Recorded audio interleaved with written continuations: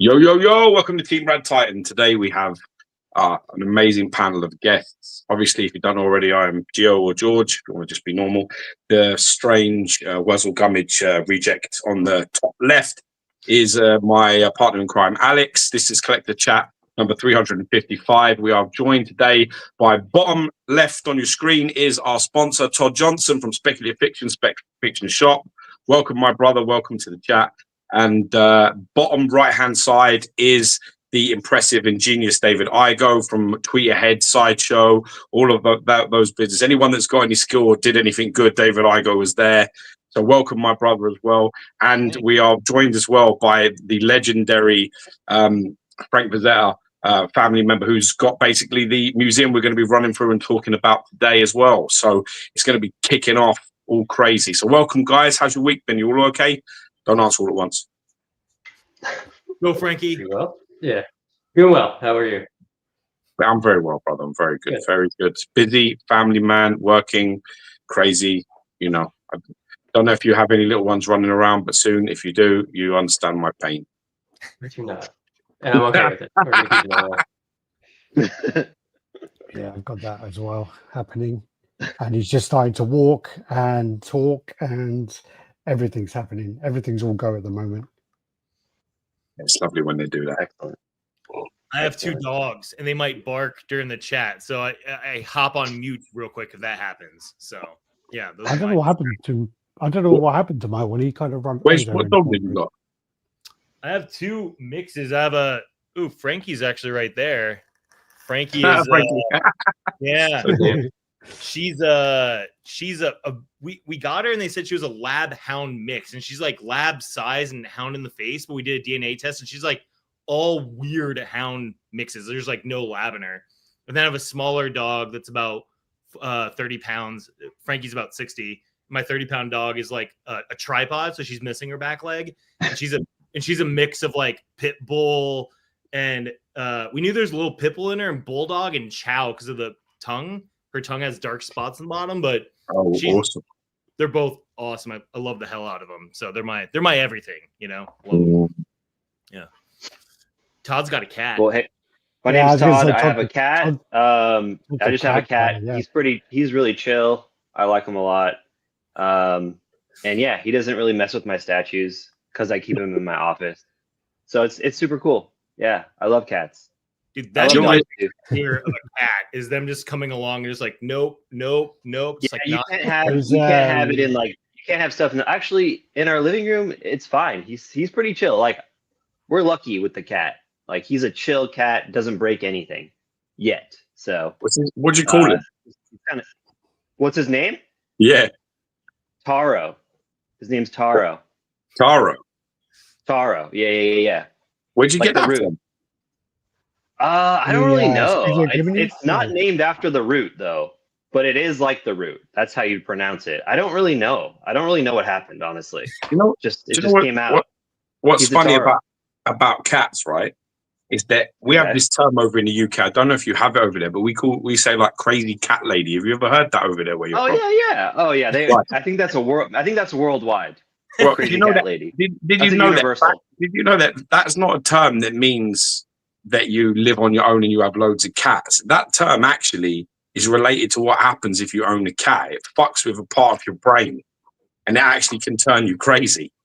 It's a part of your brain that it's a part of your, the term crazy cat lady refers to the fact that they have something in their sort of in their skin that when it comes onto contact with people over a long period of time, it actually makes them a little bit fucking crazy. I couldn't believe this was true, but it's completely and utterly true. So the crazy cat lady term is not because you live on your own, it's because your crocs are quite fucking crazy.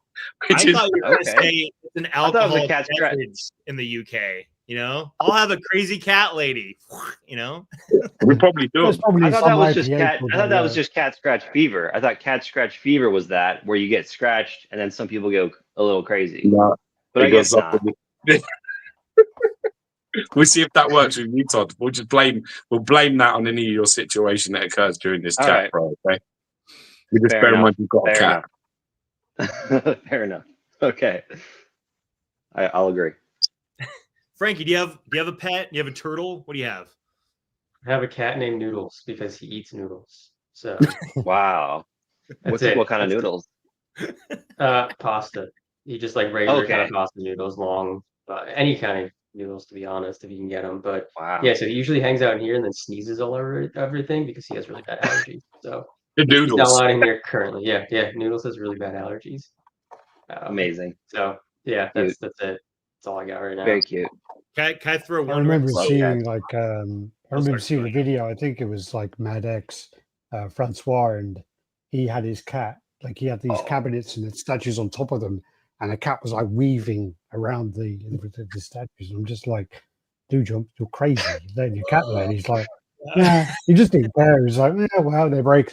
Yeah. It's like, okay, cool. Yeah, I think it's once you start collecting long enough, at least for me, I don't care if something breaks because like I can generally have someone fix it, you know? Like we were talking about earlier with like Frankie's a grandfather. It's like that. It's like once you get to that point, you're like, it's okay. If it breaks, we'll figure it out. We'll get it fixed or whatever, you know? So at least that's how I am. Frankie, didn't your I heard a story your grandfather had a pet bobcat. Is that true? No, that's my dad. Your dad? Yeah, Frank Jr. had one. So he had, his name was Samson. He was, so like back in the day, you could just apply to get a bobcat and they would just like mail order you a bobcat. So he did that. And he had him and then it became illegal and everybody knew he had it. So the game wardens came around and said, hey, you got to give your bobcat up. So my dad ended up getting them to extend his stay with the bobcat for like a couple of weeks. He ordered another bobcat, swapped that bobcat out, Samson, and then they took the other bobcat. No, that's brilliant. Wow. Yeah, like I was probably like 14, 15 when he died. He was 16 years old. So yeah, my dad loves weird exotic cats. He's always been that kind of guy. And right now, bobcat, a real that's like a lion, right? they're very No. like aggressive little cats. They're like 30 pounds. They're nothing crazy, but I don't want to. He was the only one allowed in the cage with it. My dad tested it once and put my brother in the cage when he was a kid. The cat was not happy. So my dad would just go in and play with it every day. He got so many rabies shots though, because every time you got scratched, you'd have to get a rabies shot. So he was like always up to date on his rabies boosters and stuff. But right now, behind me through this window, he has a family of raccoons that he'll hand feed through our window every night. So he's like a Snow White. I don't know. He's really weird with wild animals, but yeah. Grandpa never had pets. That was never his thing really. They did one time though. They tried being like homesteaders, and then when they needed to butcher one of their pigs, they just like gave up. They're like, I can't do this. That was it. Yeah, that was the only foray into Frank having any kind of pets, really. Wow. Yeah, I would think he could have like could use them quite like a reference and things like that for his art, no? Yeah, you would think. And that's the weird thing about his art too, is like people always argue and ask if he used references, and it's hard to believe that he didn't, but like I've seen him paint and he only ever had a magnifying glass or like a mirror at his easel. He never really referenced anything. I don't know how the hell he pulled that stuff out of his head, but I mean, didn't he like, because he was in quite good shape, wasn't he? He trained like he was quite physically like good shape. So I mean, he never like used himself as a reference, or occasionally he would have photos of himself like mid stride or something to see which muscles were flexing and extending. But yeah, I've never seen him with like a photo at his easel where he was actually like sitting there using anything specific. Even my dad doesn't recall anything like that. I think he had a photographic memory. That's really the only thing that makes sense there. But yeah, as far as you could ask, he would reference like there are some pieces where it's like, hey, that looks like it's from like an NC Wyeth or something. Like he would put like little kind of like homages in his paintings, and that was really the only time I can think of him really referencing much. Or so there's a piece we have called Red Planet, and it has a gun in it, and that was a German P-38 which he owned. So he'd reference like weapons, or if he painted his Maasai warrior pieces, he would always like reference Nat Geo or like any kind of magazine he could find on them and use that to make sure everything was historically accurate. But as far as his fantasy stuff, I have no idea where the hell he got any of it from. Just like none of it was really referenced. it's like you have certain people where it's just they have these like crazy minds, or is everything going on in there? And it's just when they put it into art. There's an artist like I think like Franco Carissimo, when he does his horror pieces, they're just so disturbing. So disturbing. But they're absolutely fantastic.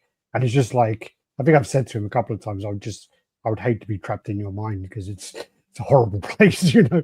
But you know, your grandfather had a very unique style as well, like very unique colors, very unique techniques as well. Which also makes it quite hard to imagine some of them in statue form because of the way they were. Yeah, I think and that's what's fun for me with working with guys like Dave and Todd, who are very experienced in this sphere and who are very obviously talented in their own aspects.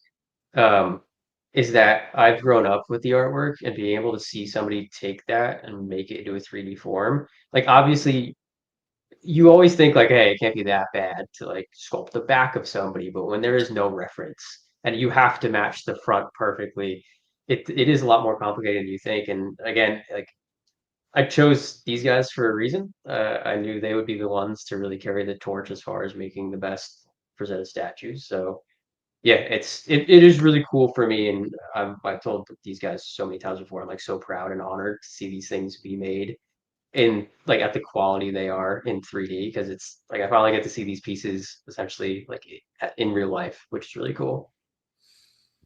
So you want to go into like how you guys met? Yeah. So I was at a show. Huh? Oh yeah, go ahead. I was gonna say I essentially proposed to David and gave him. I told him he can't say no, but we were at PowerCon together in 2023. And I walked by his booth with my friend. We saw the 1-to-1 Skeletor bust, and I was like, "That's pretty cool." I'm not a big He-Man guy, but immediately like was drawn to it, and then looked at the rest of the pieces at the booth. And again, I've grown up with art and statues, but I've never seen such quality in pieces like that.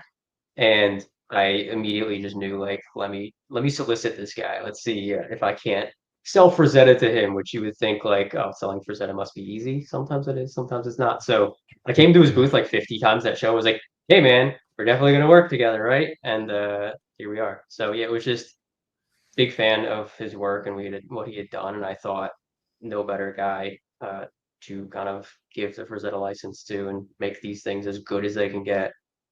Was crazy from my side of that story was it was set up too. It wasn't even like the con was going. It was like set up, and my booth helper was off doing something, so I was all by myself, and I made like a fort with all the shipper boxes so no one can come into my booth and bother me while setting up these prototypes. I'm like, leave me alone. And then and then these two guys are coming up and look at it and stuff. I'm like, all right, they seem cool. If you guys want to come past the boxes, come on in. So I let Frankie and his friend in, and he's like, yeah, I don't even like He-Man, but I love the Skeletor bust. I'm like, that means a lot, actually. Thanks, man. He like verbatim, that's like what he said. And then we were talking. I'm like, I saw exhibitor badge. I'm like, oh, exhibitor. What are you doing? He's like, oh, I work with the Frazetta Museum. I'm like, what the shit? Oh, Frank. I started like nerding out on how big of a deal like Frank Frazetta is to me and any other artist, like any artist in the statue world or comic books or anything. If you tell them like who your top 3 or 5 inspirations of all time, most of us are going to say like Frank Frazetta. So hearing he worked with the museum, I'm like, oh, that's awesome. And I was like, and then we kept talking. I'm like, so how'd you get a job at the museum? How did that happen? He's like, I'm the grants. I'm like, oh shit. I'm like, what's your name? Frank. I'm like, are you kidding me? It's just like all these layers of like, what? He's like, yeah, my dad's Frank, my grandfather's Frank, so they're all Frank. So he goes by Frankie to like make it a little bit easier. So yeah, then we just hit it off, and he came by a couple more times. We kept talking, and you know, I was there with Tweeterhead. I knew Chad wanted to kind of stick with just DC and He-Man and Elvira and a couple other things he was doing. And so when Frankie was talking about wanting to make statues, I'm like, dude, I'd love to make statues. I just don't know what Tweeterhead's position is on this after the con. Talk to Chad. He's like, yeah, no, you can do it on your own if you want to make it. So that's when I started talking to Todd, like, do you want to team up and make statues together? Because I'm talking to the, Frazetta Museum. And he's like, heck yeah, let's do it. So that's kind of like how all this came together. So Frankie was also the reason why Todd and I started working together. Essentially, was because I wanted to do this on my own, but I wanted a partner. So yeah, it's Frankie's fault. Nice. This is where what ReVenture has sort of been born out of, yeah. Kind of. I mean, better. so like ReVenture sort of started. So I've always wanted to venture into making statues because just I think it's like a natural progression. I've always loved sculptures. Obviously, I've collected for like 20 years at this point, so I've always wanted to kind of venture into producing statues. I am not a sculptor. I cannot sculpt, although I'd like to try to learn how to, but I don't think I'd ever get to the point of like, a Mark Newman or something like that, or a Dave Igo. But yeah, I've always wanted to produce statues. So the opportunity to produce Vera, the first ReVenture Studios statue, kind of presented itself when the company that was producing it kind of, fell off the planet, and I took over that project, with Franco Carlissimo's blessing. I took over that project, and that was kind of like my first foray into like producing on the production side of producing a statue, talking to factories, et cetera, et cetera. So like the sculpture was pretty much done at that point, but I think me and Franco did sort of do a few things, changed a few things during production. But yeah, that was like my first foray into that. And then after that, me and Franco still have other stuff we plan to do, but like maybe I think it was 2 years ago now, I talked to Dave at Comic-Con, at San Diego Comic-Con, and it was just one of those things where we're chatting, just whatever, back and forth. Like we knew each other, we had known of each other, and we met a few times before, but we never like hung out. And it was like, oh, where do you live? And he's like, oh, I live in Northridge. I'm like, oh, I live in like Orange County, like. And then we're like, oh, we should like hang out. We should just like have, get lunch or something, whatever. And then we did, and then we kind of just, we talked about it. It was just like a thing where he's like, I want to make this.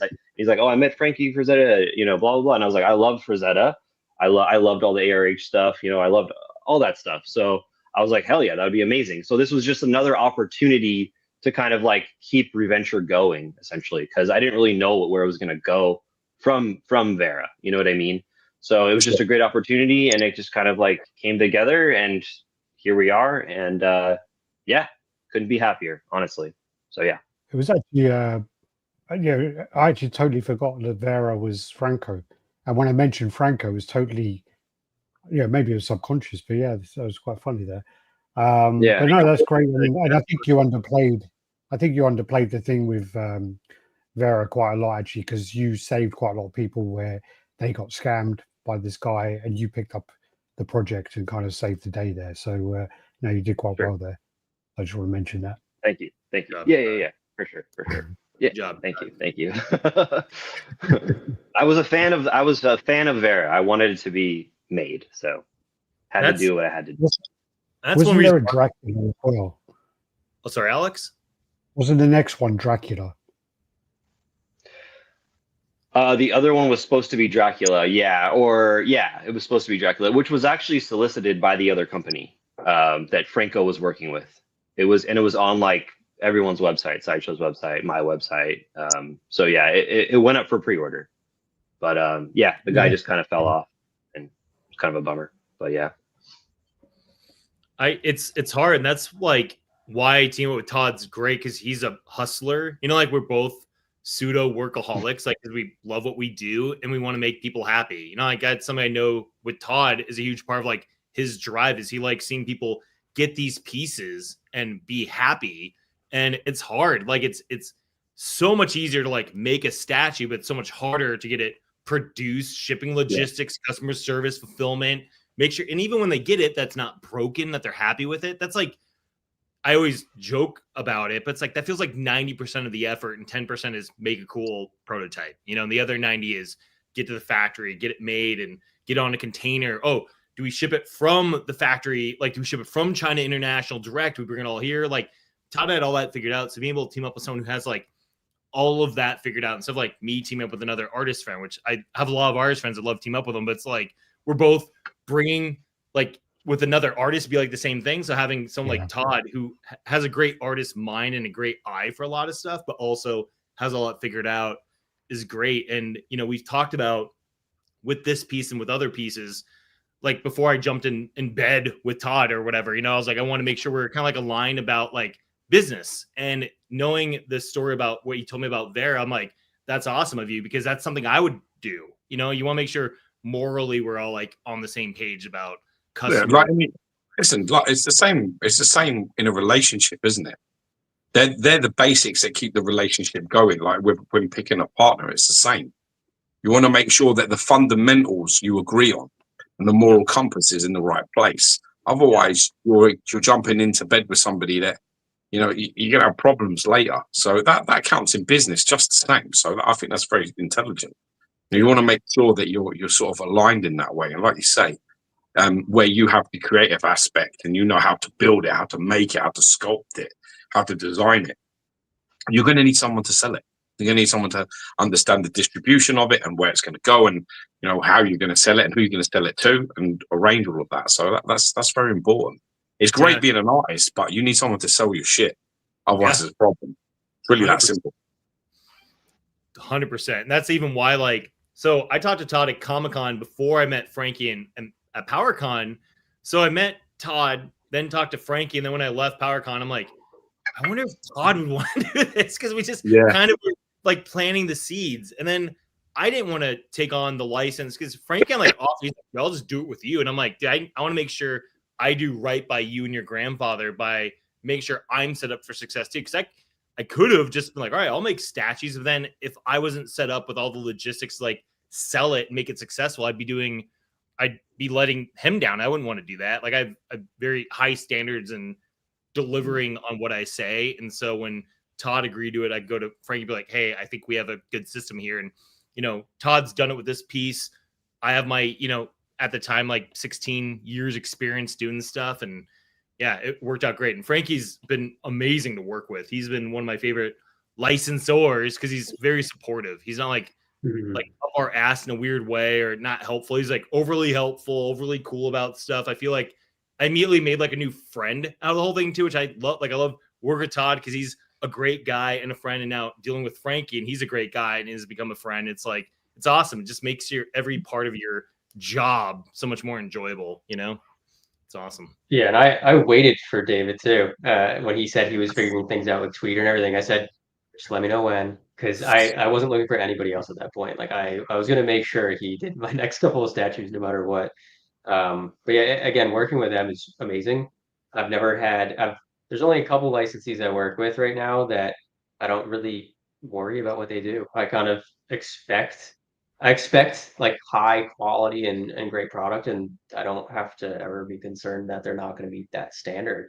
And every time they show me something, I'm like, okay, it's better than I thought it would be. And Dave and his quality control and his standards are just as high, if not higher than mine. And he will rip his stuff apart more than I do, which is great for me because that's less work and less asking for revisions. And yeah, I mean, it's been nothing but easy working with these guys. And again, I'm super thrilled that this ended up working out. Frankie, like, forgive me, but you're not just, you don't just carry the name that your dad and your grandfather did. I did that. I'm the same with my son. My oldest is George. I'm George, and it goes up like that same way as you. But you actually are the curator of the Frazetta Museum. Is that correct? So you obviously, it's okay to have the name.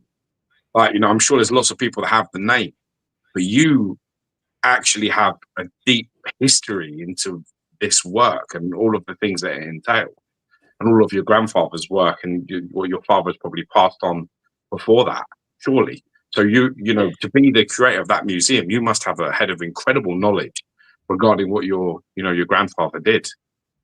Correct? Yeah, and that's what's fun for me is I just recently got into like this whole thing. At least when I first met these guys too.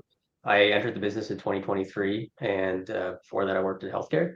And my grandparents always said, like, go do your own thing. Don't do exactly what I do. Don't try to push me. Like, find your own way, essentially. And I did that for a while. And then my parents took on the museum after my grandparents passed away. And that was a struggle for a while. Eventually, it started picking up. More people found out about it, and they would visit. And then in 2022-ish, I made them a website that just blew up.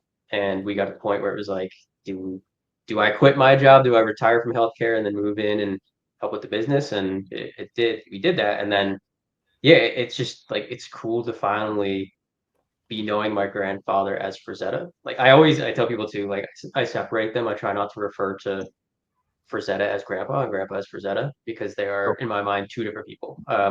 Frazetta was kind of he was the artist. Grandpa was just a nice dude that you never would have thought would be painting these things. But yeah, I'm just so privileged to be able to have a museum like this, and to walk up to guys like Dave and just be like, yo, let's work together, just because of who my grandfather was. Like, and that's why with Dave, like, I didn't name drop. I still don't name drop. I don't just like, I'll meet a ton of artists and stuff, and if they ask my name, I'll say who I am.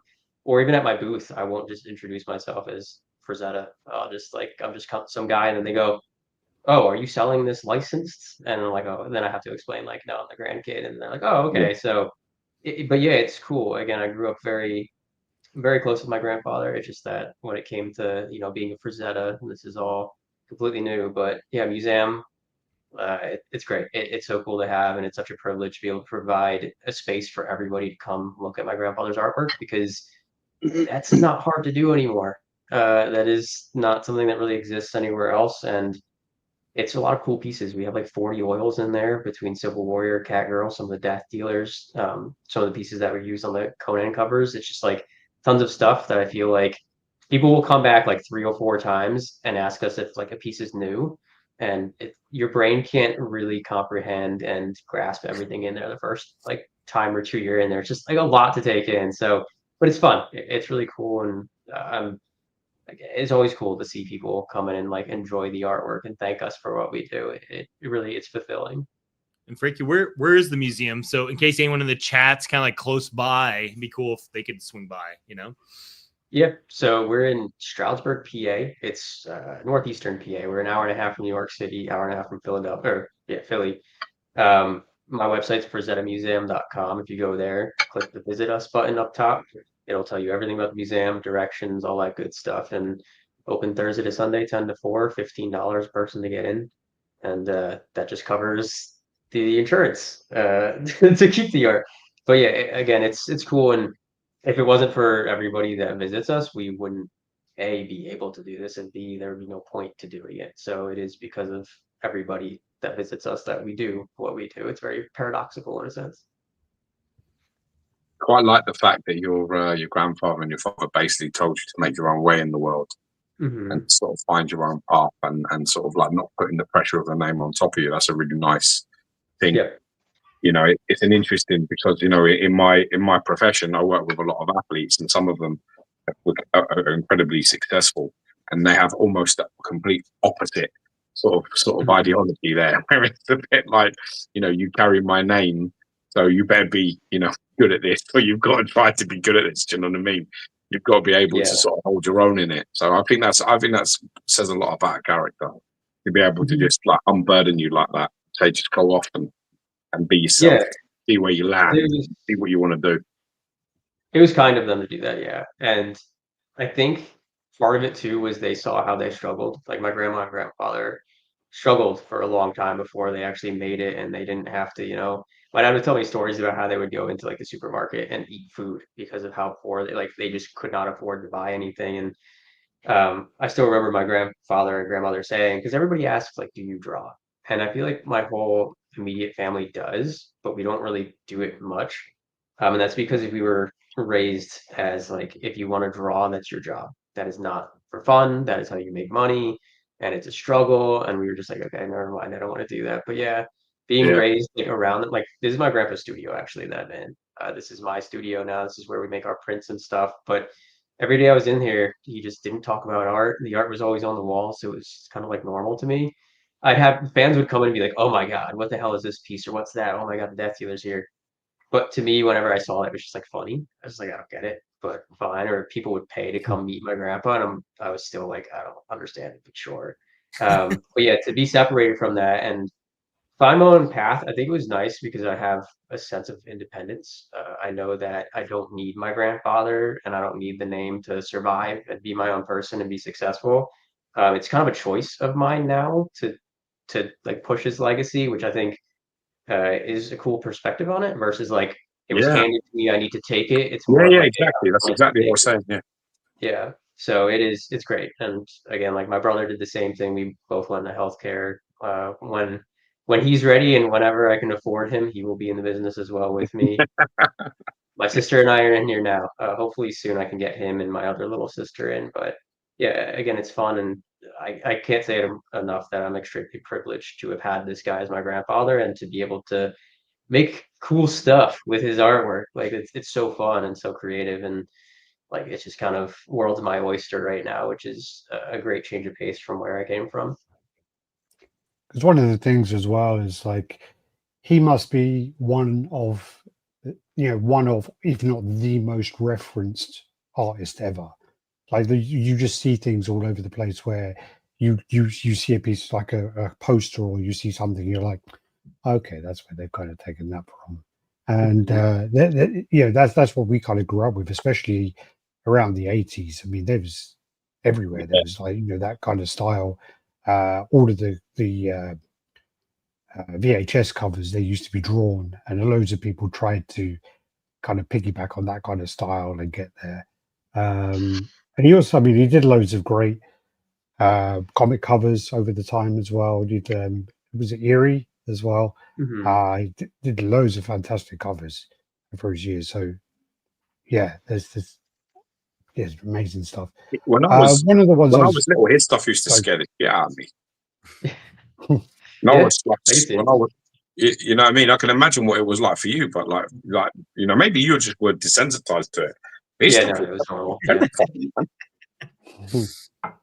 Yeah, I mean, growing up with it, even like nudity, for instance, like I remember actually when I was a kid and in Boy Scouts, one of our like trips was to go to the museum, and like, I knew all the kids. I grew up with all the ones that were in my troop and their moms and stuff. They knew obviously about us and my grandfather. And the moms like kind of busted my balls a little bit about like, oh, we gotta cover the paintings because there's naked women. And to me, I became like so offended as a child because I'm like, what's wrong with it? Like, it's just boobs. Like, it's not a big deal. And yeah, I was never, it was all just like, I didn't care about the art much, to be honest. Again, I looked at it, I was like, oh, that's cool. I had a couple pieces that I really loved as a child and that I really kind of was drawn to. But other than that, none of them really bugged me. I thought they were all interesting in their own way. Actually, his like most graphic. Huh? Which ones were the ones that are like really for you? Like when you were young and around it, what were the ones that you were just like, whoa, that's something? So my favorite as a kid, I don't think my grandparents really had when I was alive, but it was called Dracula Meets the Wolf Man, and it's where a wolf man's like strangling Dracula on the ground. I know it, yeah. Yeah. So that piece I loved as a kid. I was a big Dracula nut, like Dracula every Halloween. I was literally that guy, and I was gonna go around and be a vampire if somebody decided to convert me. Still will, by the way. If anybody's watching and is a vampire, come get me, please. So yeah, I remember as a kid, there was something about that piece. I loved horror films. That was my shtick. But the background, the cathedral that was kind of like destroyed was so well rendered. And it was so different from my grandfather's other work, where again, he had this very specific triangular composition where it was, I used to say, like, Grandpa, you just draw guys fighting on a mound, and that was it. And he would explain, like, well, there's a reason for that. There's a purpose thing why things aren't like finished in a sense. They're not fully drawn out. But that Dracula Meets the Wolfman was different. They were obviously two dudes in his triangular composition, but the background was fleshed out. There was a lot to really look at and a lot to be drawn to and kind of integrate yourself into. So I always told him as a kid, like, that's your best drawing or your best painting. And he always was like super cool about it. And he would explain it very gently and just say, this is why it's probably not my best. This is why the other ones are better. And this is why I have the certain techniques and styles. But I was just like, no, you're wrong. It doesn't matter. Yeah, that piece. Dude, it's such a great piece. Cool. So it turns out that piece was actually drafted by his friend Roy Krenkel, and that's why it's so fleshed out. A couple of the creepies and eerie's were done by his friend as far as like quick drafts and the roughs. So yeah, again, there was something I always loved about that piece. But yeah, that was my number one when I was a child. And what, so like, is that something we would see then, Dave and Todd releasing in the future, or made? Yeah, anything going to come out of it? Hey? Yeah. So it's your favorite piece, so you know. I'll explain how this works. I have a library of is I send it over to them and go pick. They go, hey, we want to do this one. I say, maybe, maybe not. This is the data on how well I do with it, but go ahead. And that's how it works. So they just go, hey, we're gonna probably do this next. Is that cool? And I'm like, yeah, it's fine. So yeah, maybe whatever they want to do. If they feel like hitting that one, I have no issues with them doing it. Obviously, That's quite an iconic, a good, great diorama that could be. Well, Mm. I mean, you're talking about two massive giants from the horror world. Yeah.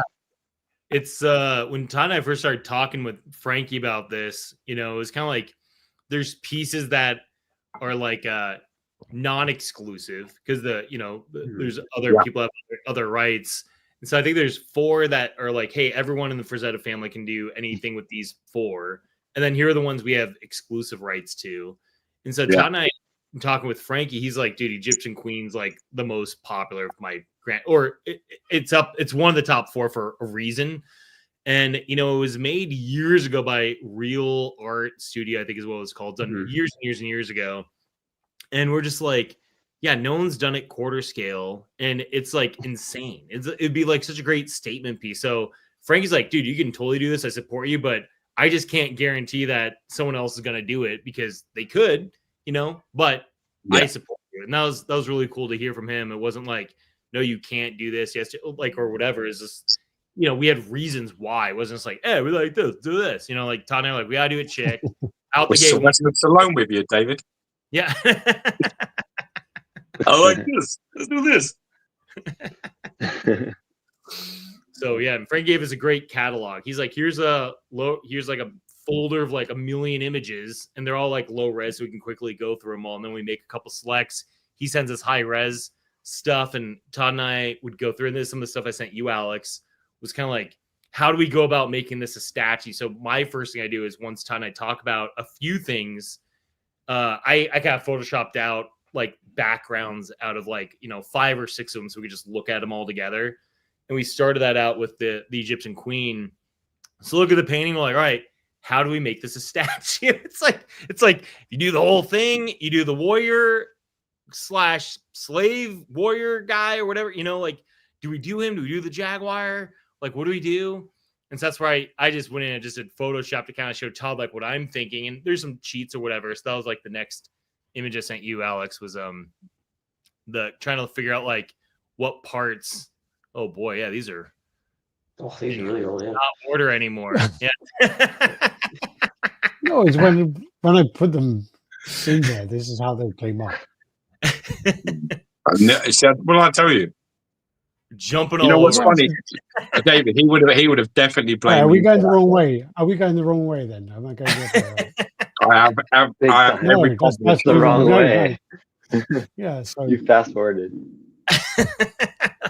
Just like there's so many funny things. It's like, all right, that's a print that comes later. That's Mark Newman's original. Yeah, so we have tons of different stuff. But yeah, that 3D turnaround that just flew by. That was like once we kind of like agreed on. Yeah. Talked with Todd, and when I talked with Todd and talked with Frankie about it, the turnaround that showed like the multiple shots, the gray render of that one, that was like Mark Newman's like very first pass to kind of like block out all the elements. So like the Photoshop I did based off the painting, yeah, that one, that's like Mark's very first, like, hey, here's just getting all the elements in there, so we can kind of like look at it and be like, hey, this feels like this is the right direction. And like, there's compromises too of like, how wide do we want the base to be? Because in the painting, her dress is at such a drastic angle, how it grips onto the base to make that true to the painting. The base would have had to even be wider than what we had it. And I think Mark's first pass is a little bit narrow, so we kept slowly creeping and stretching it out. We just knew this. We're like, all right, let's just make this essentially like this is what it is. Like we're not going to try and over compromise it to make it work. It's like, we want to do a true deluxe version of this thing, and then is there a way where we can do like a more trimmed down version that's a little more affordable? Like, it's still clever idea. That was one of the things I did. I did mention that to one of my friends. I was mentioning it to one of my friends where I said that maybe they'll do a reduced size version. I did say that. I mean, it's an absolute, like, it's a stunning thing, but you're 100% right. It is a real statement piece. It's a centerpiece, isn't it? It's an absolute centerpiece. Yeah. Right, this is the order you sent it to me. So let's go back. Let's go this way. Right? Actually, wait. Oh, this is gonna be a wild ride, man. This is gonna be crazy. This is how it's probably been seen. Sorry, open with. Is this right? No. No. Hold on. Hold fire. Alex is on fire today with all his technical difficulties. You know, just it's exactly the fucking same. Look, isn't it? No, it's not. Okay, yeah. Flipping through, yeah. So we, so we started the sculpture with Mark, and Mark did great and got to a point, and it's hard. This piece, I quickly learned we chose probably like the most difficult piece we could have imagined to start with. It's difficult. I'm seeing the challenges here. It's like not only in the size of production, but also like what Frankie was saying earlier. It is a likeness, and there's no other reference. It's kind of like likeness for an actor is one thing. So at least you have like a million different photos of like different actors, or of different angles of the same actor. So like, oh, Harrison Ford, you find it. He's one of the most difficult actor likenesses to get right, but at least you have a million images to look at. With this, it's a likeness, but you have the one image to look at. So it's like there's no alternate angle. So Frankie sent us like a million other photos of like, I'm like, hey, can you send me everything you think that'd be relevant to like how he painted her face? He sent me a bunch of different like photos of her face, or of different paintings of different female faces that his grandfather did, which helped with Mark quite a bit. And at a certain point, we're just at a point where I knew Mark was kind of like, I had so much back and forth with Mark. Mark Newman's amazing. He's a good friend, but I just knew we reached a point where I'm like, I have to give this to someone with like fresh eyes that could just like approach this, because it's hard. It's a grind, to get this stuff to look right and accurate, and everyone has a different view on like what's accurate to it, because you have the painting, and then when you turn it in 3D, it's its own thing. So to match the painting 100, it might look super awkward. You know. Yeah, I guess the point is, right, if you have one image from one angle, one perspective, let's say you start making this, you start putting it together, all it takes is someone to take a photograph of it slightly to the right, slightly low, slightly high. Looks like a different fucking person. Yeah, totally. And that's where that sort of I think the idea of getting more portraits and trying to find signatures in the work was a genius idea, David. So I think that's a great idea. I should have put that together actually in a mood board, because Frankie sent me like a folder, and even I'm like, all right, we have the Jaguar. I'm like, dude, send me anything that your grandfather painted that was like a cat. And he sent me like, here's 20 images of like different, and some of them were like completely wild, like a giant. I think one was from one of the John Carter of Mars paintings of like a lion, like a gnarly ass. The pants, yeah. It's like, that's not as helpful, but these other ones are great. But yeah, that's a picture from when we got the 3D print from Monsterpalooza last year. Wow. That was, so Mark worked on it, got it really, really, really far. Another buddy came in and helped like push some things, and this is the first 3D print image we got. But Mark has been one of the kind of leading sculptors for females for years. Yeah. I mean, he's absolutely amazing. Mark Newman's amazing. I love the bronze piece he did as well. Yeah. And he's as awesome of a dude as he is an artist. He's like one of my favorite people. His wife, Susan's also awesome. They're dog people. So Kelly and I have gone up a couple times and stayed a weekend with them, with our dogs. And I love Mark. I have nothing but great things to say about Mark. But I knew at a certain point, I'm like, I have to give this to someone with fresh eyes. And it was a bit of an awkward moment for a bit, but Mark and I trust each other and we have good communication. That's a huge part about any relationship. Yeah. And so when it came to Monsterpalooza with some additional edits, he's like, oof. And he starts pointing out these things. I'm like, oh, it's great feedback. So after Monsterpalooza, we went back and did another round of edits on the sculpt, added a bit. We overly flattened her stomach, and in the painting, she has a bit of a stomach. So we like moved the stomach out a bit more. Like, that looks good. Now her legs look weird. So we like shrunk the legs, and it became a ripple effect. I'm like, oh God. So it became like version 2.5 of this statue. And so eventually we got to a point where in that breakdown, which showed all the different parts, because of proportions. Oh, that's the whole print from Monsterpalooza last year. So that was like when we got it from the printer, and that's my wife. She's small. She's only like 5'1", so if that helps with the scale at all. But it's a big piece. She's 16 inches, I think, bottom of foot, top of headdress, I think, roughly. But so we wanted to make her quarter scale, but make Egyptian queen to Todd and I, we talked about it like, oh, she's a short person. She's not like an Amazon type person. So quarter scale, we just made her smaller. But yeah, this before and after kind of shows what we did. Yeah, for Monsterpalooza, and then this was the after shows like the body changes, the leg proportion changes, moving them out a little bit more, move the base up. Because that's the thing with Frazetta's art is it's like real women. It's like, you know, there is a bit more not fat, but there's a bit more shape to the stomach, and totally. It's not like you know. So there is that to it. Yeah, real women. The tricky thing with that one, when you add too much stomach, because her back's not fully touching, but because her arms are visually, it feels like once you start turning it, it makes her look that much wider. Yeah. If that makes sense, you know what I mean? So it's like, it's perfect sense. Always, I was like, and we want to do it right, but make it look so it looks like good in every angle too. You know? That's the challenge, though, isn't it? Because you're going up a picture where you only have one angle. Yeah. One of the things I want to mention. I was going to wait till we get to the full picture, but then it's going on. One of the things is we are actually going to give away one of the Egyptian queens as well. So we're going to give away one of the Dulux 1/10 scale. What you need to do, if you're watching, you need to put the hashtag Eerie, and we'll pick a winner towards the end of the show.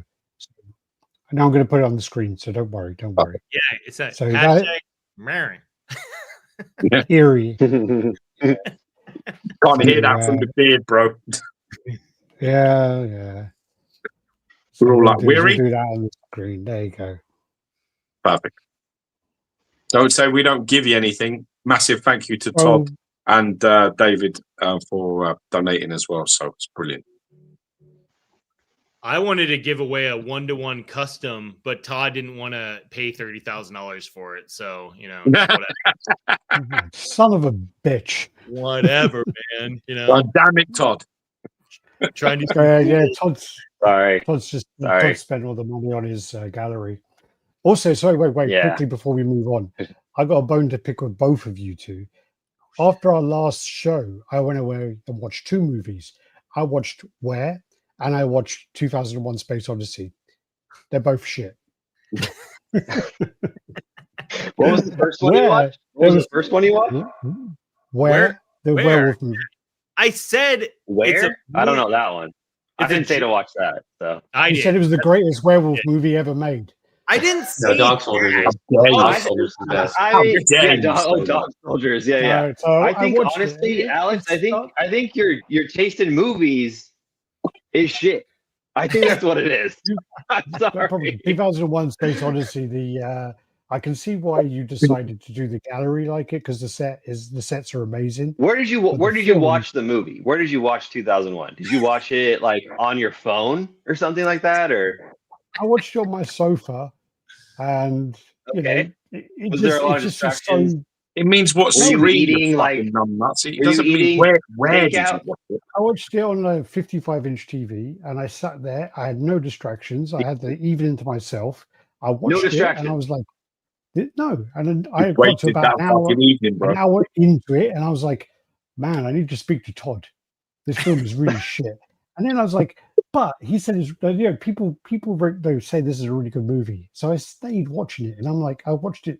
I think it was like an extended edition. So it was like 3 hours or something. And I'm like, I got to the end, and even my girlfriend came in like several times, and she was like, what the fuck are you watching? And I'm like, it's 2001: Space Odyssey. And she sat down for a second. She goes, I ain't fucking watching this, and walked back out. And I was like, anyway. Okay. Can I make a suggestion? Well, hey, it's not for everyone. The set design is amazing. Make a suggestion. Most people think it's the best one of the best movies of all time. So I think I guess I'm crazy. That's the fucking cat again, Todd. I think it's more. I think it's actually because it's from like the 60s. I think, and I think now with all the stuff with AI and stuff, maybe it's a bit more relevant as well. But still, it's just slow. It's really slow and uneventful. I mean, but okay, what about but how are the special effects better than most, like pretty much all special effects now? Like that's pretty remarkable. You know what I mean? From a filmmaking standpoint. Oh my gosh. Yeah, but you there's just gotta watch nothing it you gotta watch it in the theater. All right? man. Go watch it in the theater. We'll stop talking about this now, but just watch it I'm in not the theater. paying. I'm not putting any more. I'm not putting no more time or money in the into that theater. fucking movie. Go watch it in the Listen, theater. I'll pay for your ticket. Don't worry about him. He once What was advised Frankie me to go watch Dogma. I was and gonna say, it nearly strangled him. I'll give Wait, the what's Frankie best gonna say? suggestion for a sci-fi. It's not a film. It's a documentary. It's called Love and Saucers. Just look it Okay. up. I'm not going to talk about it. Love and Saucers. Watch it. All right, Enjoy it. It's great. Okay. I recommend it to everybody. Sounds a bit like porn. Porn? Some Yeah. could consider it that way. It is very. Good, all right. I like. You'll it know already. what I'm talking about when you look it up. Trust me. It's great. I was recommended. Is it a documentary about people being probed? Yeah, kind of. Okay. But not. It's just one man who loses his virginity to aliens, and then he paints aliens for the rest of his life. It's great. Watch it. Have fun. It's a real documentary, yeah. Like this, real true story. Mm-hmm. You could look the artist up right now, and you can see his paintings of his experiences with his alien girlfriend. Yeah, no, check it out. It's pretty good. So, a quick touch on the Whir movie. I said it's a pretty cool werewolf movie that no one knows about. It's not the best werewolf movie. It's not a great one. I thought the first 2/3 in particular are amazing, and then the last third gets a little bit hokey. But I think I said all that. I wasn't like, dude, so good, dude. No, David, what is the greatest movie ever made, man? What is Dog it? Soldiers. Dog Soldiers. Dog Soldiers. It's a good choice. I love that one. It's a good choice. I know the guy that did all the Dog Soldiers. I know the guy that did all. Am I the only fucking person that really liked the new version of the Wolf Man with Benicio del Toro in? I fucking loved that movie. It didn't go down very well, but I loved that. I enjoyed it. It's good. Well, that's not new. There's a new Wolfman now. Another one. I'll have to check it There's out. one now that just came out. Yeah, just came out. I mean, you say the new one, Wolfman, is about 15 years old, isn't it? Yeah. Because it came out when I was new to California. So yeah, it came out 15, 16 years ago. See, we're going to probably go with American Werewolf in London, or maybe, I like Jack Nicholson's Wolf. Have you seen that? Yeah. Jack Nicholson's what? Wolf. Yeah. He's in it with Michelle Pfeiffer is in it. And I want to say James Spader. I want to say that name. I don't know why I want to say that. I think that's it. It's a cool name. It's a cool sounding name. By the way, you want to say it. Yeah, random Korean. You need to rewrite that. That's how it sounds in your beard, Alex. Yeah. Well, it's going across the screen. All right, back on track. Anyway, back on track. This is why we get 4-hour shows. Come on. I was trying not to contribute. But it makes it's fun. It's fun. This is why it's fun. Okay. Alex completely done that. That wasn't on you, David, at all. That was Alex. Back to you, bro. It's something I really feel passionate about, and I had to mention. Alex has a condition though, which is that he can't stop a film once it starts. You know this, even if it's shit. That's a good that's a good condition. That's horrible. I think it's good. I've never. You got 30 minutes. I've maybe walked out. You got 30 minutes. If in 30 minutes I'm not feeling it. But how many times have you done that? How many times have you done that, Gio? Walked out or stopped? Oh, load. Probably one time. Probably about 3 times. Maybe. Okay. All right. That's not not many times, but because I mean, dude, I once came out of fucking the cinema with Alex, and we sat on the train and talked about how Mortal Kombat, the first movie, was a solid 8 out of 10. Like we had that conversation, a real conversation we had, and like you just think to yourself, fuck, you can imagine all the poor people that are on the train listening to us. It's a bad day. Yeah, but I think we also had the conversation about Batman Forever as well being amazing. Yes. Yeah, it is amazing. in its own way. Anyway, Better than Mortal Kombat. Howling has aged badly. I watched The Howling recently, and American Werewolf in London is much better for me. Yeah, great. Transformation in American Werewolf in London is much better. Right, come on. Anyway, let's go. This is looking good. It's getting sexy now. This is getting sexy, this statue. Let's get going. Oh, yeah, paint. So this is like the first pet. We started it with Casey Love. He's gonna paint it. Because actually at Monsterpalooza last year, we had like we didn't know who was gonna paint it yet. And we had Casey came up like, I want to paint this. And like 2 or 3 other painters that are well known, like respected, were like, I have to paint this. So Casey started, then he got busy with other like work obligations, and we want to keep it moving. So he got to like literally, I think everything that's there, he painted. Maybe he did a little bit less than that, but he basically did the base. And then then my buddy Heath Hammond of Block 4 Studios, I worked with him at Sideshow. He was a Sideshow Collectibles painter for years and years and years and years. And that's where I met him. And so he's had his own business with his business partner, Roger. And so I'm like, hey, would you want to paint these? Like, I would love to paint this. So he took it pretty much across the plate. Like he's amazing. He took it to a point. Another painter came in, like touched up the makeup, pushed a couple things, and Heath came back and like finished the thing off for this last Monsterpalooza. And then after we tweaked a couple more things because man, this is hard. The hardest thing. Matching that marble must be really hard. Matching that marble. 100,000%. Jesus Christ. That's why there's so many people. Oh, go ahead. But the thing about that as well is how the fuck is the factory going to do this? They basically have a method to take our painted prototype and extract the information off of it digitally and then create a water decal. So when they dip it, it's like a perfect match every single time. And it won't look like a decal. It's like a water soluble. So it looks like, and then they go in and do some extra stuff after that too. It's like a 3 or 4 part process. But to get the main geography of the thing crazy. Dip. Have you seen those like where they dip like car panels and stuff? Oh yeah. I've seen that when they're doing the water. But then how accurate can that be? Dude, they're dark wizards. I don't know. It's super accurate. It's insane. It's like insane what they can do. It's like it's crazy. So for us to paint this, Heath tried to just like eyeball pencil this stuff in, and I got really nitpicky of like the geography of the certain lines because I'm like, this is Wisconsin, this is New York, this is just kind of like there's shapes to it, and they're just a little bit off, and it just ripple effect. So he tried it twice, and I'm like, nope, let's just get a projector, let's set it up with a projector of the painting and just do it. And he's like, no, be all distorted. We got in an argument over. I'm like, no, that's literally how projection works. Is like it'll project the information on every point. So I went, I'm like, all right, just let me do it. So I took it in a ZBrush, open up the file, open up the painting, put the painting over the file, and basically paint on. So you see these stretched things around. I think there's an image of it in the thing, Alex. But I had to relearn UV unwrapping and all this crazy stuff. Oh, that was his attempt at like cutting out pieces and trying to remap it. That was his second attempt. I'm like, dude, no, that's not going to work at all. So yeah. We tried. This is actually, you know what? This is the stuff that I actually love. Like, it's my favorite stuff in this hobby. This is the stuff where you actually see the struggles, the real, true struggles of a project, a challenge. Thank you, man.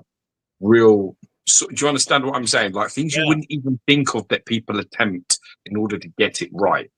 Like the ideas of how are we going to fucking do this? Are we going to use a projector? Are we going to fucking break it all up and do it? It's like, I love this shit. This is exactly the kind of shit that boils my nuts. I love this. Right. This pillar. Happy to you. It was insane. It was just insane. So this is like a kind of a show, the first idea of like the sides of the pillar and where things could kind of align. And then the next image shows like what I was able to actually, I think, extract out of ZBrush, which, when you UV unwrap, it's not like a perfectly clean line. It like came out warbly. I had to like find a way to make it clean and straight. And then I took measurements off of the physical thing. And then we got it all aligned. And then he printed it off and it lined up perfectly. I was so freaking happy that worked. And so he was basically able to use that and trace all the stuff on there and start painting right off of that thing. So it was like think it was like 4 hours out of a Friday. I wasn't counting on losing. You know what I mean? It was like I went over to the shop. We complained and argued. I'm like, all right. I just opened up my laptop, started working, went home, worked an hour there, 3 hours at home, and got done, sent the file. And I was like, I need a drink. So that was my, I was going to go over there and just review it. And I'm like, oh, so that's the printout showing like the test of my thing. And then, yeah, the initial. And then he had to like make up the sides, which is fine. It's like the main version that's like in the light of the painting was like the most important stuff, and the rest of it kind of like fades to darkness. But this shows how Heath started like he started to hand paint these things on her dress, and in the painting they're kind of abstract, so we had to kind of like make it match the painting ish, but we didn't want to make it completely random in 3D. So we kind of like came up with one bit that worked, and then we just kind of like duplicated that over so it felt like an actual pattern without feeling overwhelming. And then we also realized, there's, as a colorblind guy, I forget, is the dress blue or is it purple? It's one of those. What is it? Blue? Purple? Blue, it's bluish. Yeah, it's more like blue, green, tealish. Yeah. Yeah. So then there's like those patterns. We just want to make sure the balance felt good, like how much blue there was, how much green and yellow or gold there was. So it was a little bit back and forth. And I forgot, Frank, if I showed you that because we made up some details. I forgot if I actually sent that to you or not. But Frankie's always great. Whenever I'm working on something, I just shoot him a text or a Facebook message, and he gets back to me within like minutes. I've never dealt with a licensor like that before. Usually send something and you have to wait 5 business days or whatever. And yeah, I'm always lovely. Nice to wear. Like a powder blue, isn't it? The dress. It's a lovely powdered blue. It's very nice. There's Heath. That's the painter. I always like getting him. I'm like, Heath, get in the background in a little bit. So I always make him a creeper. I will say real quick. So I showed my dad that photo you sent me the other day of like the nice photo of it. Showed him that today. He was like, damn, that's a good render. Talking about like the pillar. And I was like, no, that's real. He goes, what do you mean? It's not digitally, like that's not digitally painted? I said, no. He goes, is it real marble? I said, no. He's like, how the hell did they paint it like that? And for my dad to be like that kind of impressed by something like that is a huge kind of like tip of my hat to the painter, because he literally thought it was like a fake digital render or something from, like, he was like, that's perfectly matched. And that was, again, I think that was the biggest struggle with this, was just like, I don't know how the hell you guys are going to do that pillar, but they did it and it's like perfect. So good job on that one. Yeah, Alec, Heath almost killed me twice working on that pillar, but by the end of it, he's like, no, this is a lot. Like, he's glad, just, it's hard. You can just be like, we could say this is good enough and just move on. But I think it was like an interview with Brad Bird, the guy who directed like Iron Giant and Incredibles and everything. He's amazing. He talks about like how hard he is on his team, like in a supportive way, because he's like, if we don't fix this now, we're going to have to live with this movie with that thing that we didn't correct for the rest of our lives. And I take that with a bit of a grain of salt, because you don't want to also just like, we could just spin and beat ourselves to death on this thing forever and never get it as good as like the actual painting. So there is like that fine line of like, all right, this is actually good enough. We have to stop and move on to the next thing. But that's the skill, because you can actually go the other way where you overdo it and now it looks worse. Yeah. So I mean, that is truly where a great eye skill comes into it, is knowing when to leave it, when to stop. Like, this is it, and I need to stop, because you can just keep going and eventually go past where it was good and where it was great, and then you go beyond that remit, and then you're like, oh fuck, now I don't like it. Yeah, dude, totally. And again, like similar with like Mark starting the sculpt, doing most of it, then having someone else come in, do some edits, then Mark seeing after the fact, giving us feedback. Same thing with paint. Like, Heath took it to like 98%. I had a female friend of mine who's really good with like makeup and female port. She like helped push the skin tones and do her makeup a little bit. Todd and I took it to Monsterpalooza at that point, and I was like, I still feel like this pillar, something about this fucking pillar. So we came back afterwards and we edited the pillar. We also edited her eye makeup, and we edited the Jaguar. I think those are the 3 things we did after the show. So even what people saw at this last Monsterpalooza, we pushed things a little bit more. But yeah, another fun one was this carpet. Has a very specific pattern look to it, and the steps aren't exactly the same like they are in the painting. So that is what Heath painted, and I'm like, oh, I think we need to tweak this. I went into Photoshop and just did like all this math of like counting the black and white red squares on the outside. I'm like, all right, it's every 6th one or whatever. This, we need a long one, then every 4th one we need a short one. So it became like this whole weird math puzzle thing, and Heath was going to kill me again. So I'm like, let me just take it into Photoshop, figure it out. So that's the next image shows like my painful experience of doing like all the, to make it try and match like what was going on with the painting kind of a thing, and just showing him from other angles and areas where we had to cheat the number just to make it look good, you know? So there's a couple of cheated areas. So if you get yours and you count it, a couple areas are going to be off, but it looks good, which is important, right? So, well, that's the thing. I mean, with it being on a step and an angle and whatever else on the pictures, to get that in a 3D form, yeah. you know, I'm sure that when he was painting it, he didn't. It probably, I mean, it weren't as accurate as it would have been. You know what I mean? So, like, because of the angle and things like that, he painted them the way that it would look right in the image. And but then to do that in 3D, then you're going to get some kind of know-it-all going. That don't match. Yeah, that don't match. I mean, you can see in the painting, you only see the front of the step. You don't see the top of the step. So, and like that's the statue, you mostly see the top, not the front. So it's like, how are we going to do this? So it's like, damn it. No, but it was fun. It was like, you know, the pillar was easily the hardest part. The floor patterning was pretty easy. The portrait was really hard. So the portrait on the far left is what we took to this Monster Palooza. And then we started to paint it. He's like, oh, I feel like some things are off. So the middle one was the first pass of revisions. And then the far right one was like additional revisions, like stretch the face. It's like a teeny little bit more. So the far left is like what we took to Monster Palooza unpainted. And then we painted it. We're like, oh, some things feel off. So we went back with Aaron, I always mess up his last name, Aaron Beinart. I think his last name is, he did a bunch of Frazetta stuff for ARH and Level 52, and he's awesome. And he lives pretty close to Todd. So we just called him over, met with him, and he's like, oh yeah, I can work on this portrait. And so he was like the third sculptor involved in helping bring this thing across the finish line.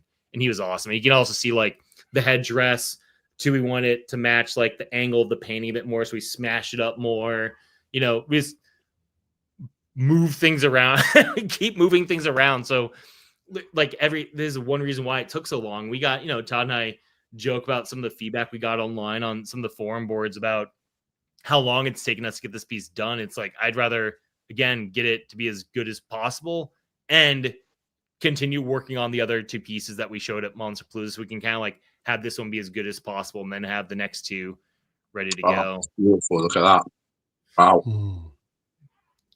Proper Cleopatra vibes, isn't it? Yeah. We actually looked at some of that. Even her eye makeup was from the movie we referenced for her eye makeup. Because again, Elizabeth Taylor, isn't it? Yeah. When you go back to the previous picture, the 2 on the middle and the far right photograph, that's all I was seeing. I was seeing Elizabeth Taylor from Cleopatra. That's what I could get from the face. I was getting elements of it. So it's very cool.